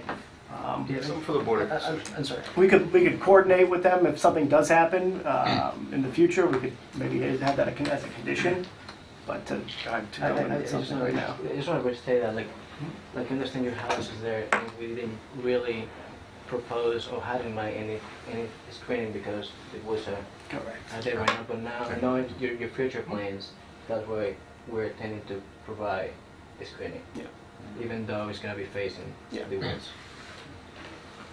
I have one other comment. Yes, I think there's 4 or 5 other solar projects that are within 2 miles of my house in Leicester, Leicester. But the purpose of these is to be environmental friendly, I think. And to cut down 20 acres of trees with bulldozers and backhoes and chainsaws, that puts a lot of pollution and build all the solar panels. And you cut down the trees that absorb carbon dioxide, which is the whole purpose of this, and they give out oxygen. So there's 20 acres of trees that are going to be gone. So I don't think it makes economic sense to do something like this in this area. I think it's, but that's not my decision to make. Not ours either. I think it's taxpayer money is the only reason these projects be able to proceed. If it was all private money, I don't think any of these would proceed. Can you tell us the price of power who's gonna benefit from it, or how much per kilowatt hour is it? We don't know who will. You haven't negotiated a price with National Grid yet? Well, National Grid doesn't buy the power from us. We sell the power to a private off-taker. You don't sell power directly to it. Yeah, I can elaborate a little bit. The town, through the chair, has a net metering credit agreement for all of its buildings in town. So we get power from a solar facility in Rutland to give us a discount on our building. So this would be a similar facility. Exactly, and we're actually providing off-take to the town of Auburn from another project. So this point will provide off-take to another town or another municipality. And I agree with you, but I also don't want to go down the path of taking on economics of our national and state policies that have nothing to do with the planning board here. I mean, I think it's a slippery slope. If we start arguing down there, we'll be talking about this forever. And I don't disagree with you, but these are state laws, federal laws. This exists because our government has put them in there. and we have to abide by them. Anyone else? Yes, sir. Tom Shannon, and I own like 30 acres. All this. You should put a solar field down there. That's a good idea. So they got all the power going there. My concerns are, it's all hill here, and it's all coming down here, and there's some house down in this area. So the water's running down through my property right now. And where they put detention ponds, it's like right on the lot line. So my concern is any setback or anything for that, then any trees along the lot line here, if they're digging up on their property line, is it gonna disturb all the trees? Like right around in here, there's some trees that are 14 feet in diameter. And, I mean, that like right on the lot line. So I believe that they'd be destroyed at that point. And then you clear cut this whole, it's all hills, and everything is sloping this way. So if you're clear cutting, like they said, it's highly forested. So you're not just chipping trees, you're digging these trees out. And there's gonna be giant stumps, so the land's gonna be, all the land's gonna be disturbed, not just the surface land, deeper than that, because they're not small trees, they're big trees. And those, like as far as, and then you're gonna have a peer review go through that, and I'd be interested to see what they say about the whole thing. And zoning is zoning, there's no zoning for solar, so they can do what they're gonna do in here. Just like my property protected a little more, because at some point I hope to put in a little roadway in here for my retirement, put some houses down in there. And so this is my property here, my house, current house is down at 460. So it's gonna be a big change, and just don't want the water coming my way. Yep, the peer review will address that for us. Anyone else? Anything else from the board? Motion to continue? Yeah, unless the applicant has anything else. So is there any concerns the board has that, because we'll most likely have Graves do the review. We're gonna make a revision based on, I mean, there's gonna be comments, there's always comments. Like I said, we're gonna put the road in, so we're gonna revise the plans. Is there any requests that the board would like to see on the next plan set moving forward, other than responding to peer review comments? Is there any planning items? I mean, obviously, we talked about the landscaping, so we'll add landscaping, mostly to lot 1. So, you know, are we under agreement that we'll do a landscaping plan for lot 1? Oh, you know, I'm glad you brought this up. Through the chair, one of the emails I got was from Mr. and Mrs. Stanton. They live up on Sunrise Avenue, 16. They directly abut lot 5 to the north, and their property is, just kind of behind it. I'll pull up On that aerial. Yeah. I'll pull that up for us. So they have this house here. Now they got some space behind them also, but they did shoot me an email later this afternoon. I'll forward that to you as well. Yep. Which is some, and I forwarded to the board also for the meeting. They said some concerns, some of the ones I've already identified here today. But and to piggyback off your request for additional comments from the board, did the board have any opposition to the things I mentioned or anything further from there that? I thought they were ideal. Okay. Have you spoken to that abutter yet? I haven't had any correspondence. That's probably the only. We sent out the request, and only person that contacted us was Mr. Shannon, and we met with him. Since they reached out, they might want to speak to them. Yes. Since they're emailing us now. Yeah, that was the first time we heard You from can send him Pedro's contact or my contact info. Once I get your email, And we'd get in touch. be more than happy to meet with anybody in the neighborhood, especially if they can't come to the meetings. Well, it'll be interesting to see what the ZBA says with these lots. Are we looking at January 9th, Matt? Yes. If the applicant agrees. Yeah. Make a motion to continue the hearing to January 9th? Second it. For discussion.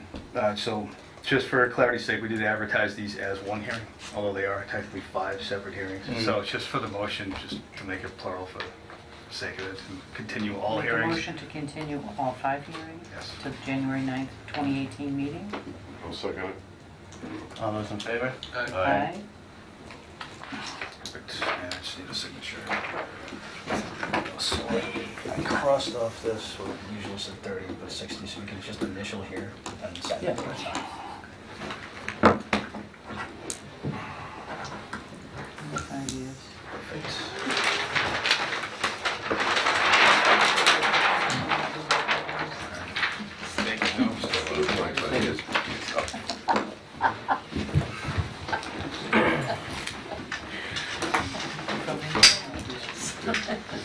Have any other questions or anything you want to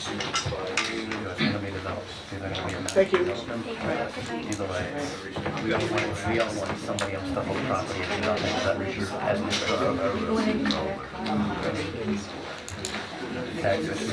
Oh, no, it's painful. Put another one in the house. Yes. I take it back. Discussion for another time. This is the A&R. It's going to surprise this one. Oh, I know, I get it. 3 of those and 4 of these. Signatures are on the folds. While we're signing. Member discussion. Associate member vacancy. Do you know anybody that's interested? Tell your friends. Yes. So we're gonna do Additional this. content. Eric Swedberg, Safe Really? Good. You want to reach out to him? If you have his contact, you go, that's lovely. Baseball coaches. He can apply. Be happy to review the app. Additional content next. Just signatures for the A&R. Decisions, 103 Elm Street. Yes, sir. Did the board or members have any concerns with the 103 Elm Street decision? I did make the amendment that Ms. Steinberg recommended, and that was to change the applicant's address. Otherwise, Elm Street is ready for signatures. Unless I haven't had a further comment. What's the decision for? That one is Stone Street. Oh, okay. I was gonna say, I can't sign the Lavely decision. All right. I recuse myself. Is that what?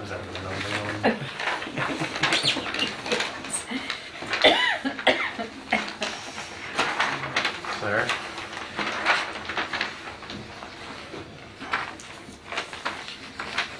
You're really good at this.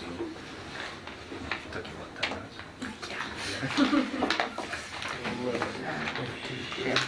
This is the one I was not supposed to sign.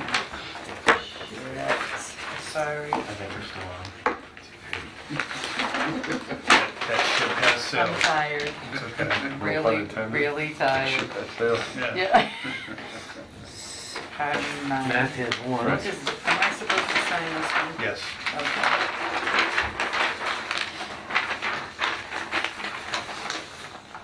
That's the same one, too.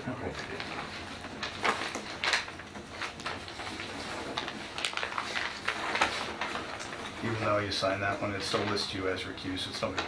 As long as the other 4 sign it. All right. It happens. Yeah. It really does. It happens more often than you think. Yeah, you want to tell us half of it and all that stuff. Yep. Just trying to be ethically correct. You did fine.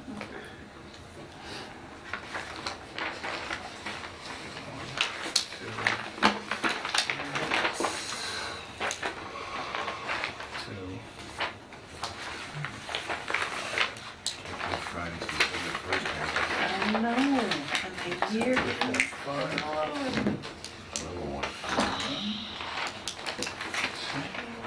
Where did it go?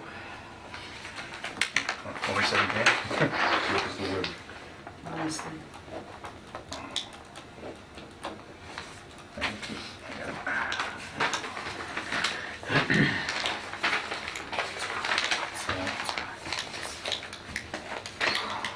I just knew those were a problem because of the fold. I was like, where do we open these all up?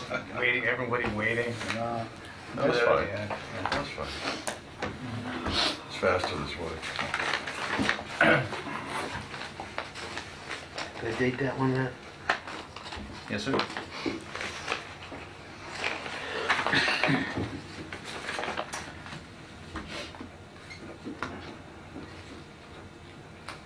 Don't include that in the minutes.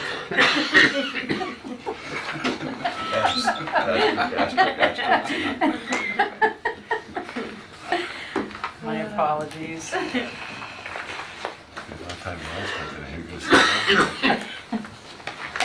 right. Yeah. Really, Ronnie, you could have stayed You home. could stay home tonight.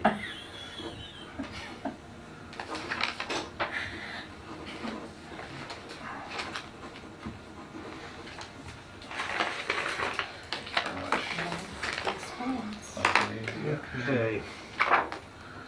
Minutes, 11/7/27. The motion to accept the minutes? Second. All those in favor? Aye. Please vote. Next meeting, December 12th and January 9th, 2018. Have a motion, anything else, Matt? Have a motion to adjourn? I'll make that motion to adjourn. Second? There it is. Second? All those in favor? Aye. Aye.